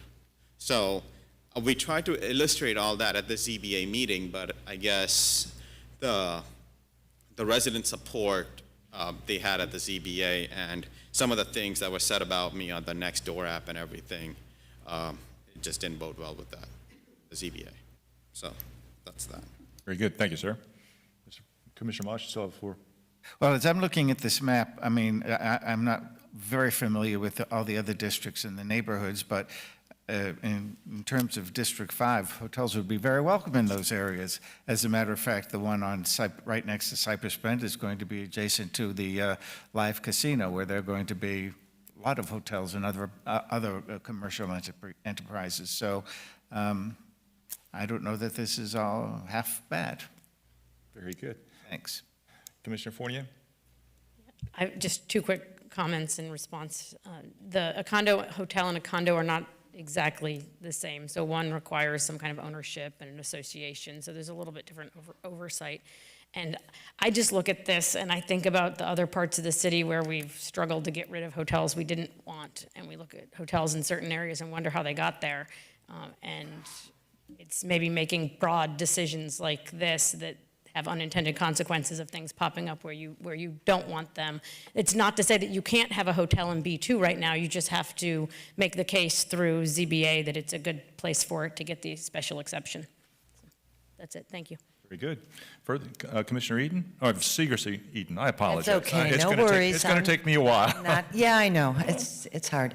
So I'm looking at our Pompano Beach zoning map, and I'm looking specifically, and I apologize that you guys don't have this, and the property, this gentleman's property along the south side of McNabb Road, there's a long stretch from the public utility and going westward. And then at the bridge where the canal goes through, that portion to the eastward is the B3. So, and in looking at the surrounding conditions on the B3 and the B2, they're exactly the same. There is nothing in my mind different about those those properties in that area. They are under the very same conditions. And, you know, there are so few B2s in the cities that it is curious. It is curious as to why they even exist, in a sense. They, you know, so much of the code is the same. Okay, I just wanted to point out, if you're looking at the map sometime, you'll see what I'm talking about again. I apologize for not having that right there. Very good. Vice Mayor? I have a question. Does our code specify between hotel and motel? No, it's the same definition, even though, yeah, a hotel traditionally does not have somewhere where you can drive right up, and the motel is motor hotel, so you would drive right up to your room. So that is the traditional definition of what those separations are, but our code does not make a distinction between hotel or motel. Okay. Well, because I'm just brainstorming and thinking maybe that's where we could look into making a definition to make sure the hotels that we are attracting are not what we were trying to get rid of.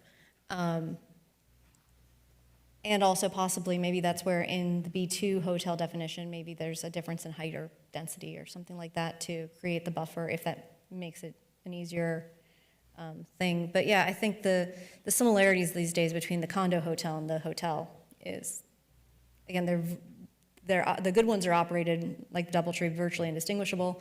There's other ones that, because usually the on-site manager is not an owner, it's the on-site, you know, their owners could be anywhere in the world and never see their investment, and sometimes it's observable to those who go there. But yeah, there's just ideas on it, and maybe a different path to still lay groundwork for what we're looking for in our city without, you know, carting off the wrong one. Because I remember when it went up, the Hampton Inn on US 1 that backs up right into the Santa Barbara neighborhood, I think when that went up, everyone was like, what? Like, we're putting a hotel here?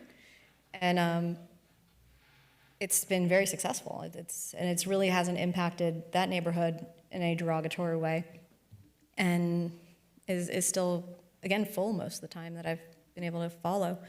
But yeah, so that's it. Thank you. Very good. Further commission discussion? Seeing none, let's call the roll. Commissioner Fournier? No. Commissioner Moss? Yes. Commissioner Perkins? No. Commissioner Sigerson Eaton? Yes. Vice Mayor McGee? Yes. Mayor Harton? Yes. Item 19 is a first reading of an ordinance.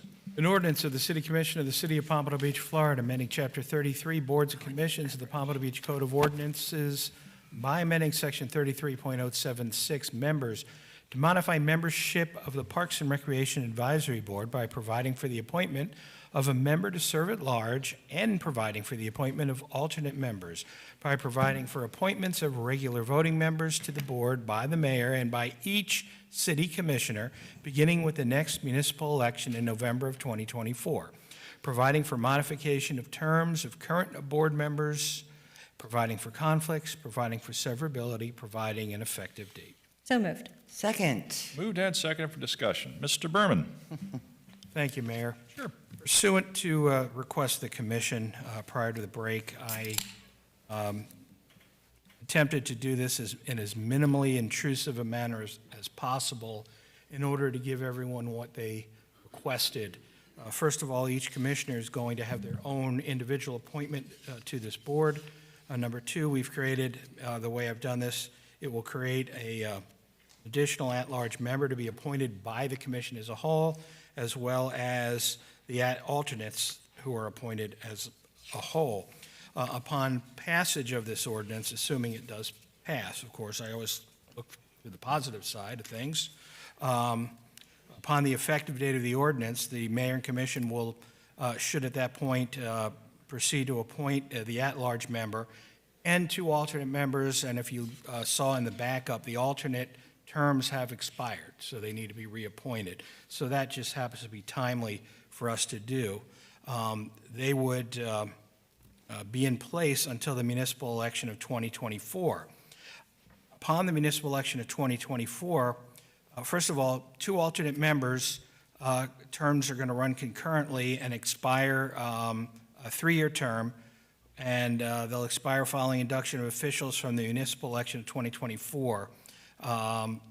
Subsequent appointments will be for a three-year term of those three groups. Now, board members whose terms, and there were two, were set to expire in 2024, prior to the next municipal election, those are going to be extended until the induction of officials from that election.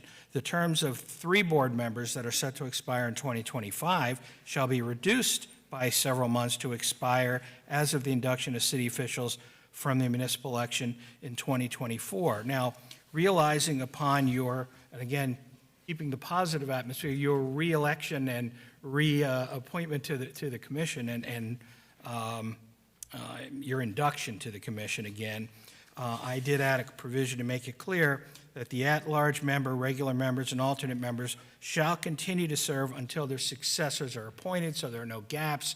That'll give you, hopefully, the opportunity, once you're inducted, to then start making your appointments again while continuing service. So hopefully I've accomplished what it is that you wanted. There is now an at-large member. We're going to proceed with that fairly quickly. The two other commissioners of this board will be also appointed, the alternates, and then everything will just remain. Some will get extended, and then some will get reduced by a few months. It seemed to be, in running the different potential versions, the most fair, the most equitable way to deal with all members to accomplish what it is that you desire. So that's all I have at this point. If you have any questions, certainly I'm happy to answer it. Hopefully I can, but we'll see what happens. Very good, Mr. Berman. Thank you. This is a public hearing. Is there any input from the public on this item? Resounding silence. Very good. Public input closed.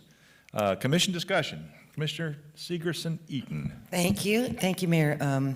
Thank you, Mark. I know that it is complicated, a lot of moving parts, and you did a yeoman's job of getting us there. And, you know, this board was established, I don't know, 50 years ago. It's been amended maybe once, maybe twice, but we've had annexation, we've added parks, and having more people on a board of residents in the city who are using our parks and are on the ground is a good thing. The representative should come from the district because those are the folks that are closest to the parks, to the and on the ground. So, you know, and everyone knows how how I feel about my parks. I take they're like my children, and I embrace them. So I thank you again, Mark, and I hope that I hope I can get the support of this commission on this. You worked very hard on it, and I think it'll be a good thing for our city to have a member from every district looking out for our parks, which are so important. Thank you. Very good. Further commission discussion? Commissioner Fournier. So I spent a lot of times when I was first elected looking at all of our advisory boards and figuring out which ones were meeting, which ones weren't, and which ones we could maybe make some changes to. The Parks and Rec Board is one of our best functioning boards. They meet regularly, so it's kind of like if it's not broke, I don't know why we need to fix it. This is confusing to me, and the idea of making decisions for future commissions, it also doesn't seem particularly logical. Let the commission of 2024 decide, I guess. And yet, my other reaction to this is if we really, and to what the commissioner just said, we have grown. So if we were to make changes, it would make more sense to me to just have two boards, have one focusing on parks and one focusing on recreation. That would be a more logical, I think, way to view this. But most of our other boards don't have 7 members. I'm struggling with why we're saddling this board with these changes when they're already functioning quite well right now. So that's very good. Commissioner Moss. Yeah, the Parks and Recreation is a very important board. Over the years, its budget has grown enormously. It represents all districts of the city, but I have to echo what Commissioner Eaton said, and that is for a long time, District 5 had no representation. It happens to have an alternate and one now, but for a long time it didn't. Also, the parks, probably for some very good reasons, are not equally distributed throughout the city. I've told you before that some districts have 11 and 12 of them, and mine has 1. So I think that Commissioner Eaton is right to have somebody from each district there guarantees that the interests of that district are represented and that the needs in of the parks in that district are taken care of. And again, it's a big, important department of the city with a very large budget. So I think it's a good idea, and I'm going to support it. Very good. Commissioner Fournier. I have a question for Mr. Berman. This doesn't actually guarantee a member from each commission district until 2024, correct? That's correct. I mean, the goal here was people have been appointed is to try and transition as peacefully as possible, let them serve the majority of their terms. It also doesn't guarantee that it doesn't require you appoint someone from your district. You can appoint people from other districts. You have free reign to appoint qualified people.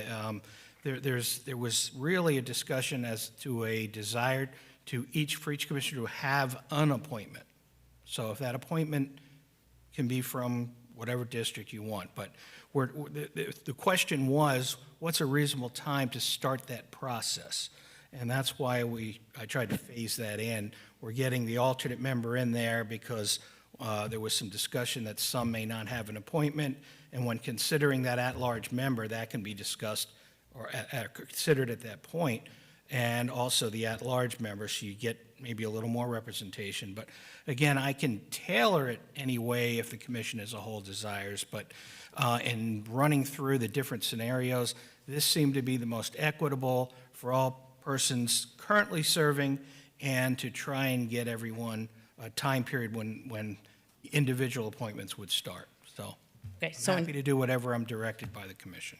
But so, just like I said, to confirm, in 2024, each commissioner who is sitting here at that time will get a nominee to this board. But right now, we're just adding a 7th member that doesn't necessarily come from we don't know what district that member is going to come from. Correct. Thank you. Yeah, Commissioner Moss. Just one last comment. my introduction to city service was on this board. And I know that there are some people who've been on this board now for a very, very long time. And they seem to have particular interests that are always and well represented, while other interests are sometimes not as well represented. So I think by having the opportunity to mix things up a little bit and maybe to bring some new blood into it is a very good thing. Thanks. Yeah, my question was going to be, Mr. Berman, it's not required that you appoint from your district. In other words, a district commissioner can appoint from anywhere. That's correct. And Yeah. even if, you know, when this process begins, whenever that's going to be, if it stays as recommended or proposed, I should say, you can appoint someone who was on the board before, whether they're from your district or not, so. Because, I mean, and I'm not arguing for or against this at this point in time, but the way it's currently set up, you could have a representative from each district on our current board, but we haven't had folks who stepped up who wanted to serve on that board from various districts. That's been the situation, and I wouldn't want to see us, and this is just me talking to the wind, basically, I wouldn't want to see us go forward with this, and suddenly commissioners feel that, well, I can't make an appointment because nobody from my district wants to serve, because we need a functioning board, you know? My intention was to not tie your hands in that regard. Correct. No, I understand that, but I just want to make sure that, you know, no commissioners feel their hands are tied either. Because if you can't get people to sign up who want to serve, that's a problem, because I understand, and we've always had lopsided desires, it seems like, on this particular board. For whatever reason, we just haven't had certain districts that people wanted to serve from. That's neither here nor there, really. Further commission discussion. I got Commissioner Eaton. Yeah, I would just say, Mayor, that Oh, I apologize. that's okay. Sigerson It Eaton. takes a while. You know, Eaton just rolls off that. You could say Commissioner Sigerson Eaton, Commissioner Sigerson, or Commissioner Eaton. It's Sigerson-Eaton, but I'll answer it any. Okay, you got 90 days after that. Okay, that's No, fair. just kidding. Appreciate it. So, you know, if you look at some of our boards, I mean, the idea really has been to make sure we have representatives. And you're right, I concur. Very often, I appoint someone who does not live in my district, who has filled out an application and has the desire to be on the educational board or this board or that board. That's still going to be the case. And so, and for years, you know, and another thing to point out is currently we have a very different standard for a lot of our boards. There's a board, the Housing Authority, that's coming up that you're solely in control of. So there seems to be a lack of continuity, and I think by going forward and allowing each person, each commissioner to have an appointment, whether it's their district or the person from their district or not, they have an appointment to make sure they're represented. You know, it could be a volunteer who's there every day with or a coach who's there, but maybe they live in District 4. You know, there could be all kinds of scenarios, but it's the consistency that I'm looking at. It's a very old board, and it was set up when the city was very small, before annexation, and you know, it was just set up that way. And I just don't think it's fair. So, thank you. Sure, Commissioner Moss. Yeah, you pointed out that it's possible that there be a representative from every district on this board, but it's also possible, that every member of this board come from one district. That's possible too. And I know that sometimes, generally speaking, we tend to renominate the incumbents, and we're very happy to have incumbents. They bring a certain level of knowledge and experience to the position. But because we often, or almost always, nominate the incumbent, we close things out to other people. So there are people from my district who would like to be on this board, but it's not that they didn't, you know, raise their hand and say I would like to be, but it's just because we've got a lot of people who have been there for a long time, and we keep reappointing them. Now, there are a couple of people on this board that have been here for more than 10 years, and I don't know, maybe even 15 or 20, I'm not so sure. So, you know, that's you know, their level of expertise and knowledge is a good thing, but can also be a bad thing. So getting some new people in, some new blood, some new ideas, and representation from all corners of the city, I think is the best thing. Sure. Commissioner Fournier. Thanks for bringing that up, Commissioner Moss. I think it is important to talk about both the duration that some people have been on this and other boards, and also the number of boards that each person is on. So in future, maybe in the application or when we look at applicants in the backup, it would be great to know how many boards people are on. So we can see, okay, this person's on 3 boards, this person is on none. Can we get so we can try to get some new faces and new blood onto our boards. So, thank you. Okay. Very good. Vice Mayor. I just also like to say that, you know, I find with some of the boards that where we do the individual placement, where there's an individual per district, the communication seems to flow even better. Like it's both ways. Like they know which commissioner they're kind of like going to talk to. I know who is in the same areas. I don't know. It just seems to make sense and flow well. Where I would even suggest the by-district approach to some of the other boards if we're going to start looking at it. Because yeah, there just seems to be much more communication and reach out, and I think it's a good move. Yeah, well, as you know, we at one point in time, the city of Pompano Beach had at-large commissioners, and we went away from at-large commissioners to go to district commissioners. And perhaps it's time we did this with all of our boards. That way all of our boards have individual district appointees. But whatever. Further commission discussion? Seeing none, let's call the roll. Commissioner Fournier? No. Commissioner Moss? Yes. Commissioner Perkins? Yes. Commissioner Sigerson-Eaton? Yes. Vice Mayor McGee? Yes. Mayor Harden? Yes. Item 20 is a resolution. Resolution, the City Commission of the City of Pompano Beach, Florida, appointing blank to the Pompano Beach Police and Firefighters Retirement System of the City of Pompano Beach for a term of 3 years, said term to expire on September 13th, 2026, providing an effective date. So moved. Second? Moved and seconded for discussion. Mr. Mayor, I have a question. Sure. So all of these appointments are up to you? No, we are on the police and firefighters. Oh, I'm sorry. But all right, well, then I'll save my comments until we get to housing. Sure, okay, not a problem. Commissioner Fournier? We make nominations? Yes, absolutely. This is one of these nice problems to have where we have multiple qualified candidates here. So I would actually like to nominate Pete McGinnis. He has been a member of this board. I believe his term is as the bargaining unit representative is coming to an end. So I think would he's an second. important member of the board. So Pete McGinnis. Second Okay. that. We've got Pete McGinnis, District 3. What a coincidence. Uh-huh. Just kidding. It's the best Are there any further nominations? Seeing none, nominations closed. All in favor say aye. Aye. Opposed? Motion carries unanimous. Thank you. Item 21 is a resolution.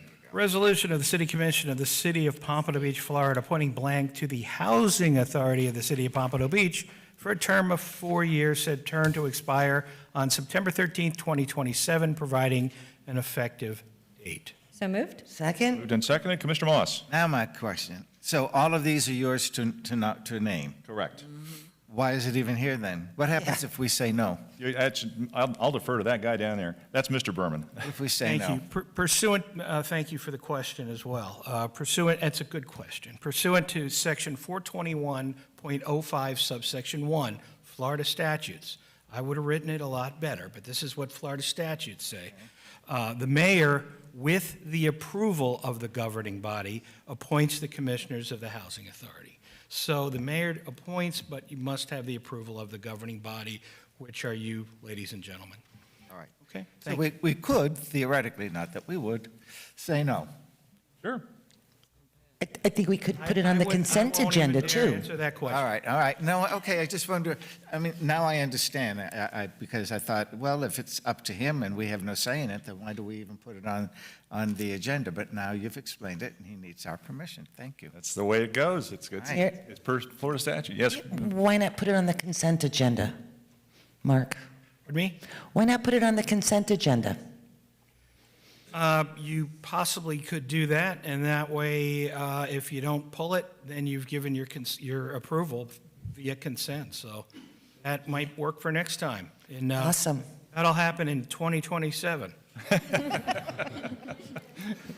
Very good. Okay, let's see. Let's go ahead.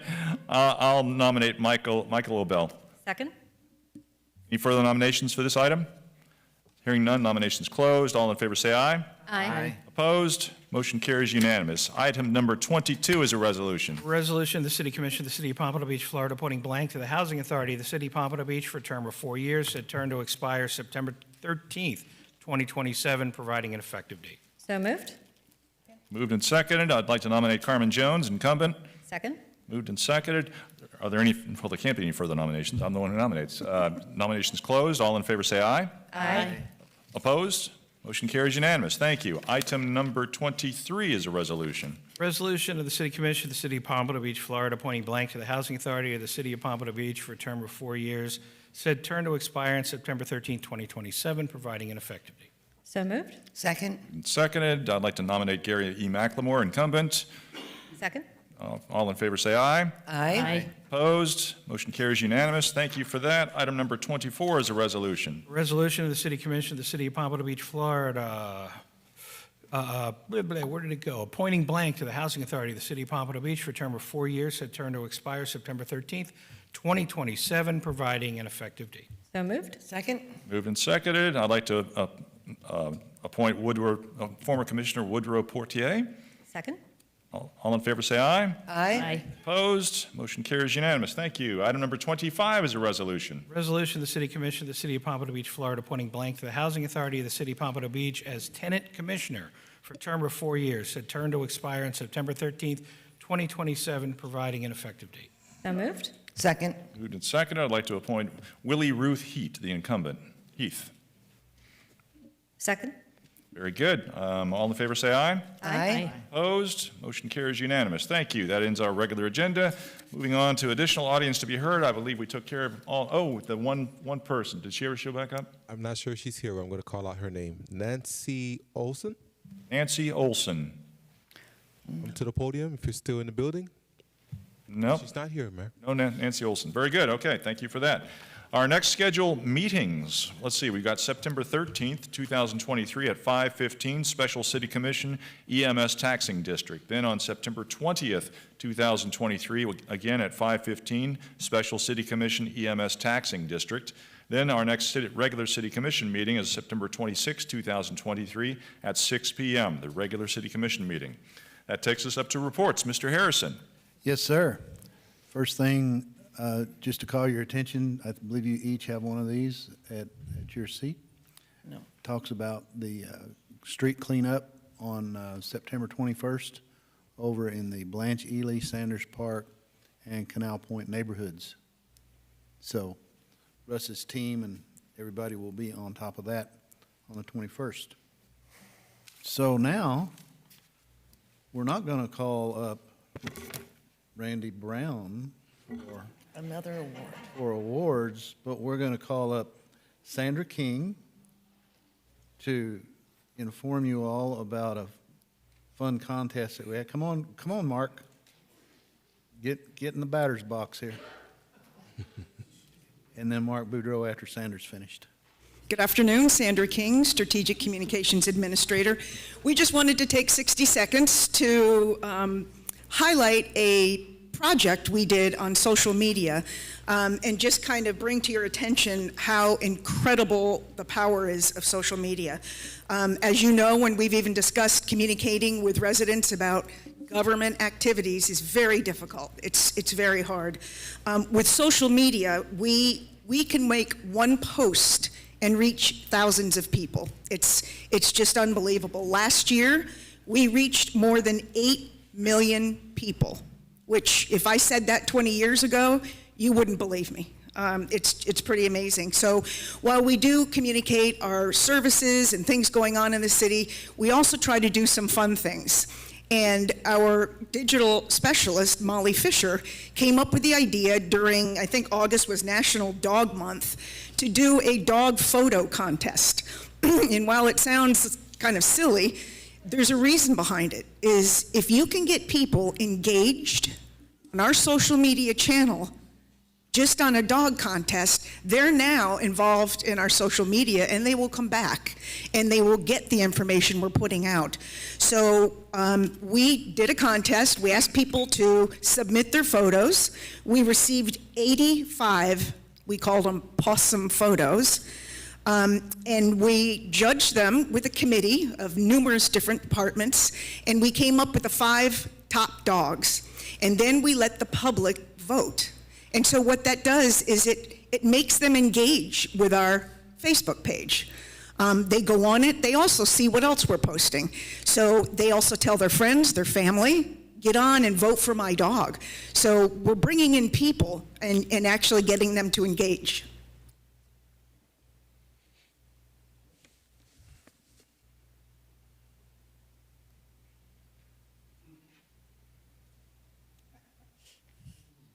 So Luna was our #1 dog, and we had Lola, Bentley, Rupert, and Clarence. And they actually had 61,465 impressions. And what that means is that's how many people saw the contest. And lastly, we had 6,875 engagements. Those are the people that liked, shared, or commented on the dogs. 6,000.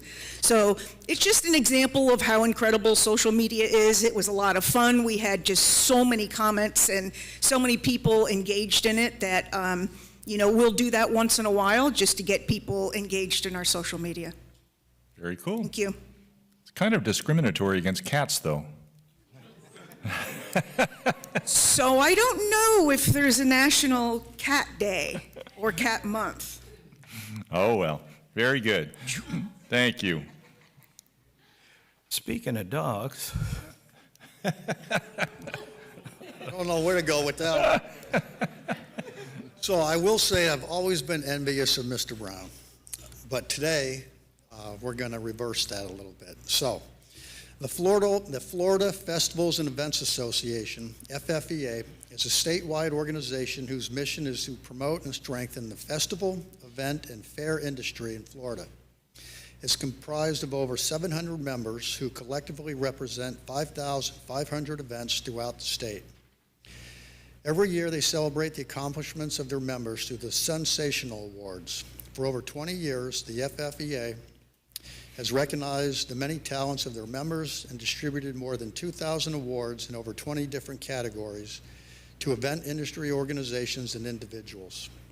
The panel of judges who vote on the submitted proposals are made up of experts from the fields of graphic design, social media, photography, public relations, event programming, and advertising. So there are 8 awards that we won. I won't bother reading. But it wasn't just one this year. It was speaking to the microphone. Not just 3, 4, 4, 5, 6, 7, and 8. Awards. And this last award was from my professional organization, the National Parks and Recreation Association, for the Sports Tourism Award with our aquatics video. So I'd like to thank Rita, Marilyn, Olivia, and Candace Sosa for all their hard work and partnering with us on all these different events. So we had a banner year, and we were the envy of the conference through all the awards. So the only recommendation I'm going to make to them for the next few years is they need to pony up on some of these awards, make them a little bit bigger than what we've got here, but I'm proud to say we came home victorious. Congratulations. Yes, yes, yes. Human nature, very good. Okay.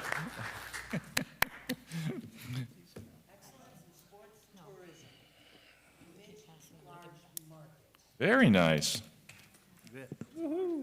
So that concludes my report, Mayor. Wow, very cool. Okay. Got it. Okay. All right. Well, that's a great report. Thank you all very much. That's great news. We'll turn it now over to our esteemed counsel, Mr. Berman. Thank you. Just a reminder to Mr. Boudreau to please retrieve your awards at the end of the meeting. I'd appreciate it. I don't think I can carry those. They're too heavy. I just want to ask everyone to keep Deputy City Attorney Tracy Lyons and her family in your thoughts and prayers. She is in hospice now with her husband, who's in hospice. She's with her husband. He's a decorated Army veteran, and please keep her, like as I said, in your thoughts and prayers. Thank you. That's all I have. Thank you for that. Yes, absolutely. All right, takes us up to City Commission. Commissioner Fournier. Thank you, Mayor. It's great to be back here with you all. I do have a few updates. It's been a long it's been a long August and first half of September. I want to thank, first of all, Environmental Services and Waste Management for our District 3 field trip to the material recovery facility last week. We have about 10 new recycling experts in District 3, so thank you very much, Russ, for organizing that for us and going down there with us and answering all of our questions. I want to point out the neighborhood signs in District 3. You might start noticing some new signs. A couple residents, Heather Parnass and Gigi Goldman, have been working on the Garden Isles signs, and there's a team working on updating the Lions Park Monument. I want to thank Rob McCon and the team at Public Works for all of their support and help on these projects. I want to invite the residents to the Youth Sports Complex ribbon cutting on Wednesday, September 20th. I know it's probably going to be on social media and in a press release. It's at 10 a.m. The fields are already in use. They are really something special. It's a brand new facility, and the kids are enjoying themselves out there, and I've been out there many nights. I'll be there tomorrow and the next night, so I hope to see some residents out there for the ribbon cutting to celebrate with us, because it's not just an update or a remodel, it's a brand new park. And then lastly, I'm sure other commissioners hear it too. I've been hearing a lot of concerns about homelessness, been getting emails and calls about community park. It is obviously a topic that impacts all of our districts. I currently have biweekly calls with the county administrator, with our homeless outreach specialist, Cassandra Rett, who is doing amazing work. The city manager staff joins the calls. It's a big topic to get our arms around, and with a lot of moving parts. So we need to talk about shelter capacity here, the intake process, access to services after hours, and how we advocate for Pompano at the county level, because the county controls the funding for this. I think personally it's time to institute some kind of homeless advisory board, similar to what Fort Lauderdale has recently done, to make sure that we're regularly talking about this topic with all the right people in the room, because this is an economic development issue, it's a public safety issue, it's a housing issue, and it impacts all of our districts. So I would like to make a motion that we ask the city to come back with a proposal for a homeless advisory committee, similar to what Fort Lauderdale has recently done. That's second. That's second? Okay. It's been moved and seconded for the city to come back with a proposal for a homeless advisory committee, similar to what Fort Lauderdale has, which I don't know what they have, but that's okay. They just recently instituted it, and I think it is a growing problem, and I think we are in some ways competing with limited resources that the county has, so I think we need to ensure that we're keeping pace. Okay. Well, we've got a motion and a second on the floor. Commission discussion. Vice Mayor?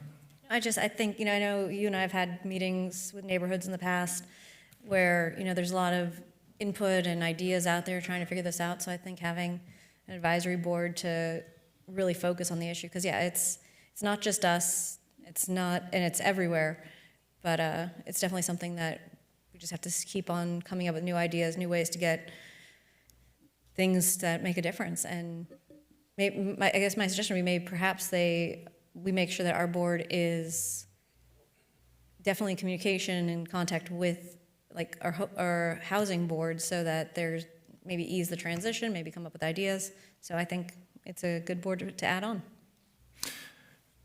Yeah, I would be interested to know what Fort Lauderdale has. So, yeah, I mean, just creating, I'm not saying it's a bad idea, but I'm reserving judgment on it because I just have a group of folks that can get together and talk about the homeless issues. I'm not sure if that's really effective, but I'm willing to support the motion to, yeah, absolutely.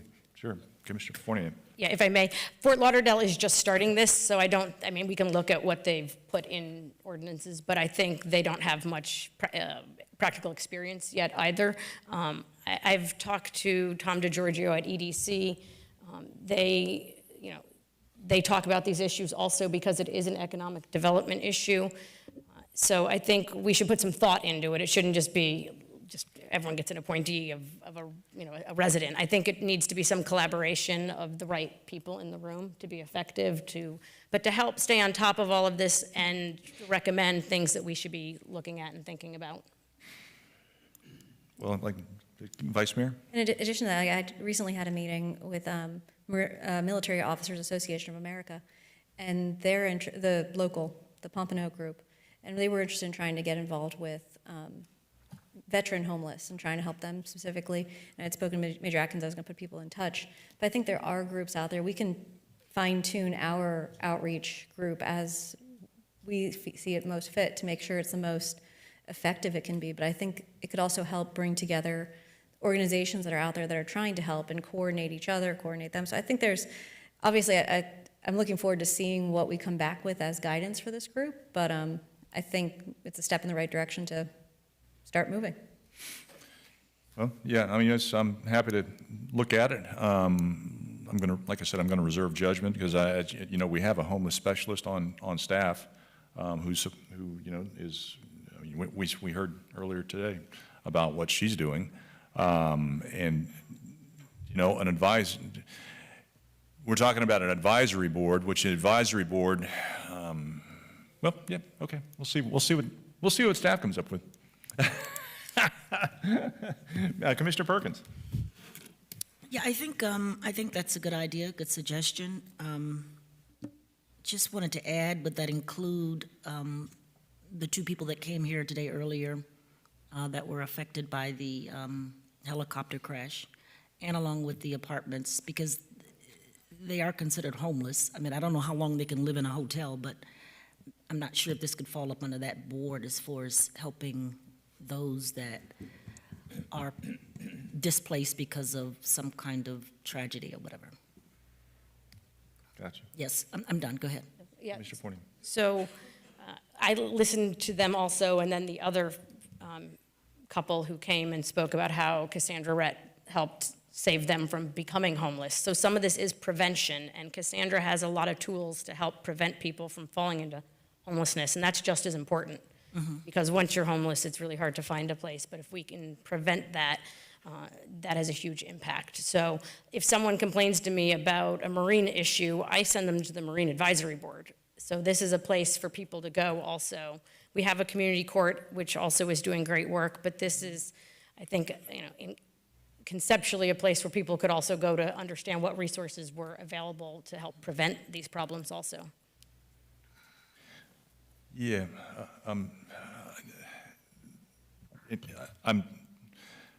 we'll see what staff comes back with, but if I encounter a homeless individual, I'm not going to recommend the homeless individual go and talk to our homeless advisory board. We've got staff members to handle those kinds of things. It's a little different situation than somebody who wants to extend their dock or something. That definitely goes to the Marine Advisory Board, but that's a little different situation. Commissioner Eden? Commissioner Segerson-Eaton. I just want to make sure that each commissioner gets an appointment if we do end up forming that board. All right. Oh, yeah, it's difficult. I agree. It's a very complicated situation. Further commission discussion? This is a public meeting. Is there any input from the public on this item? Seeing none, public input closed. Further commission discussion? Seeing none, let's call the roll. Commissioner Fournier? Yes. Commissioner Moss? Yeah, yes. Yes. Commissioner Perkins? Yes. Commissioner Segerson-Eaton? Yes. Vice Mayor McGee? Yes. Mayor Harden? Yes. All right. Commissioner Fournier, you still have the floor. That's it. Thank you. Very good. Commissioner Moss? Thank you, Mr. Mayor. First of all, Sandra, congratulations. I think this is absolutely terrific. I'm a dog lover, so I think you did a wonderful job here. Did Luna get a prize? Did Luna get a nice ribbon to wear to the dog park?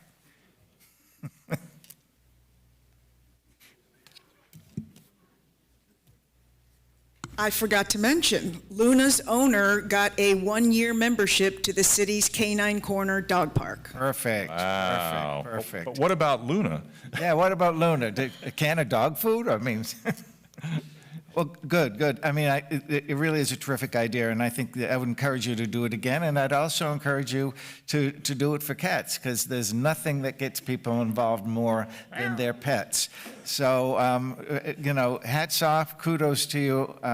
Those numbers were very impressive, and I can see why Luna won. Just look at that face. Come on.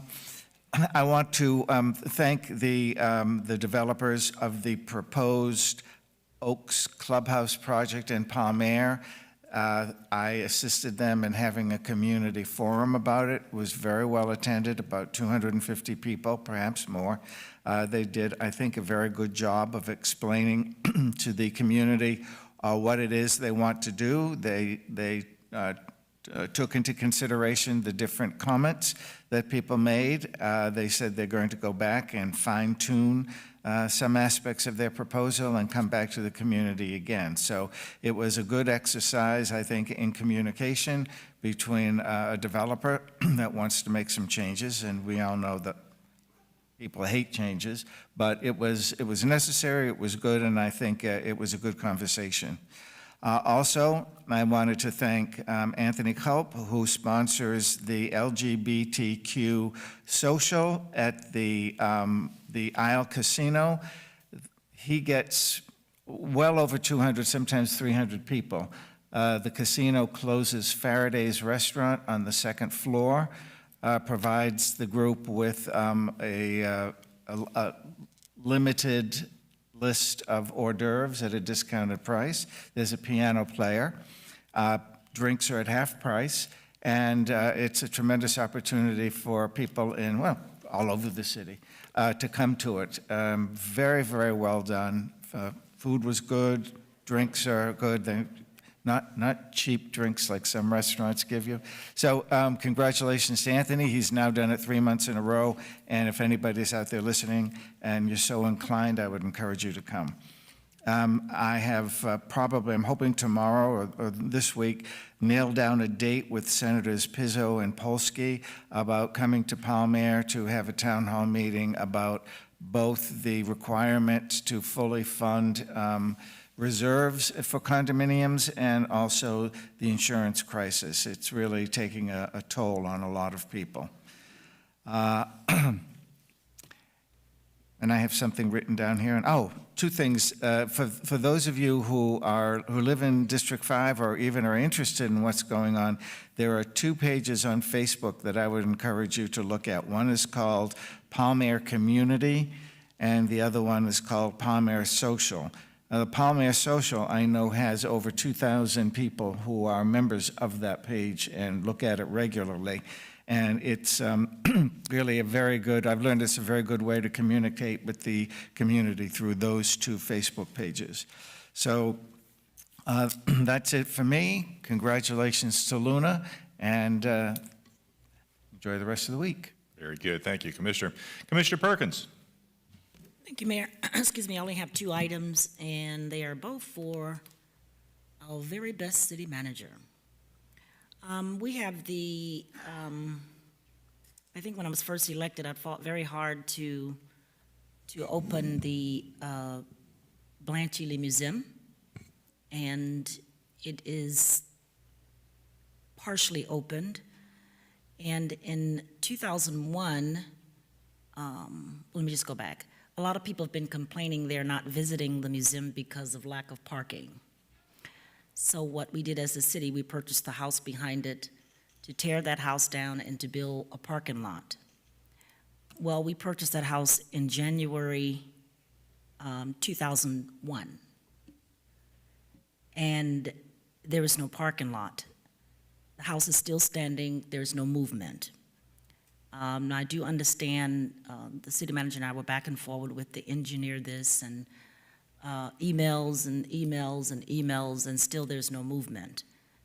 And we purchased this house on January 8, 2021, and I keep seeing it again and again in the budget, but there's no movement.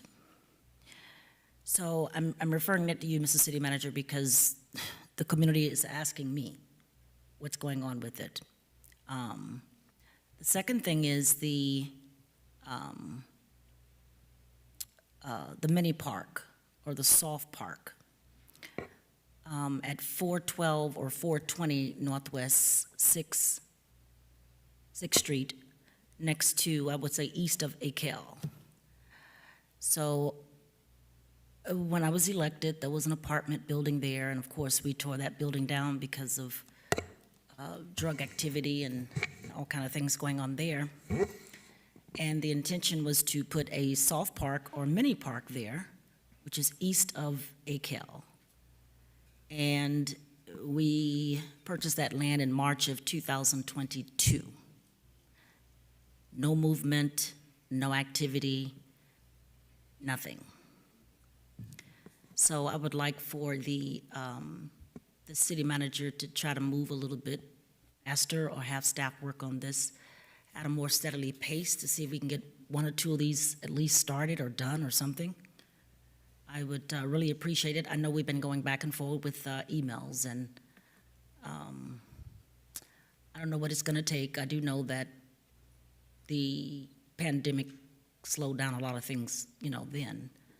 But I really like to see that parking lot. There's not really much activity that's going on at the Blanchely Museum because of the parking.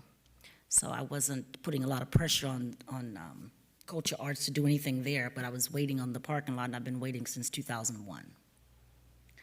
And of course, like I said, the soft park, still waiting on that. We purchased the land in 2022, and there's nothing. And with that, that's my report. Thank you. Very good. Thank you, Commissioner. And I believe you meant 2021 on that property behind Blanchely House, correct? 2021? We purchased it January 8th, 2021. Yeah, because I think you said 2001 a couple of times, but it was 2000. Oh, yeah, 2021. I'm sorry about that. Very good, very good. Just want to make sure we were clear there. Thank you. Yes.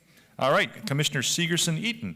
Thank you, Mayor. Thank you. So, yes, it's official. After 19 years, I finally took my husband's name, and I just wanted to, I'm Sigerson-Eaton, just wanted to put it out there. And the only thing I really have is Crest Haven Civic Association meeting Thursday night at 7 p.m. at the Charlotte Burry Center, and the mayor's agreed to be our special guest, and I appreciate that. And everyone have a good evening. I guess we'll see you tomorrow at 1 o'clock for the budget meeting. 5:15. Oh, 5:15. Okay, that's even better. Thank you. Yeah. That's it. Very good. Thank you. Vice Mayor. Oh, I looked it up real quick. National Cat Day is October 29th, so my mind immediately went to cats in costumes. Sorry, Sandra. I wanted to ask I've been asked to ask if we can get an update on the bridge sail lighting, like where we're at with that being fixed. 'Cause the bridge sails, the lighting feature is just an update for, I know we were waiting for parts at one point. It's just someone was asking me that one night it was blinking, like strobing, one of them was, and then that's just been set to, I guess, yellow and blue and not really changing. So people just wanted to know sales. Okay, awesome. September 16th is International Coastal Cleanup Day, and Trashy Girls Collective with Surfrider Broward will be coordinating a Pompano Beach cleanup dive.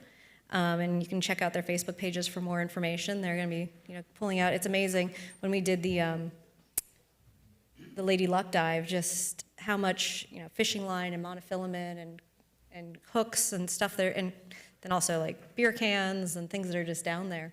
So they're going to be doing that.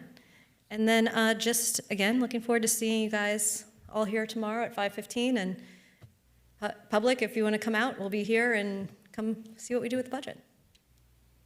Very good. Thank you for that. And yes, the only thing I have is not just, please don't forget tomorrow at 5:15, our budget hearing tomorrow evening at 5:15. That's all I've got. This meeting's adjourned. Thank you.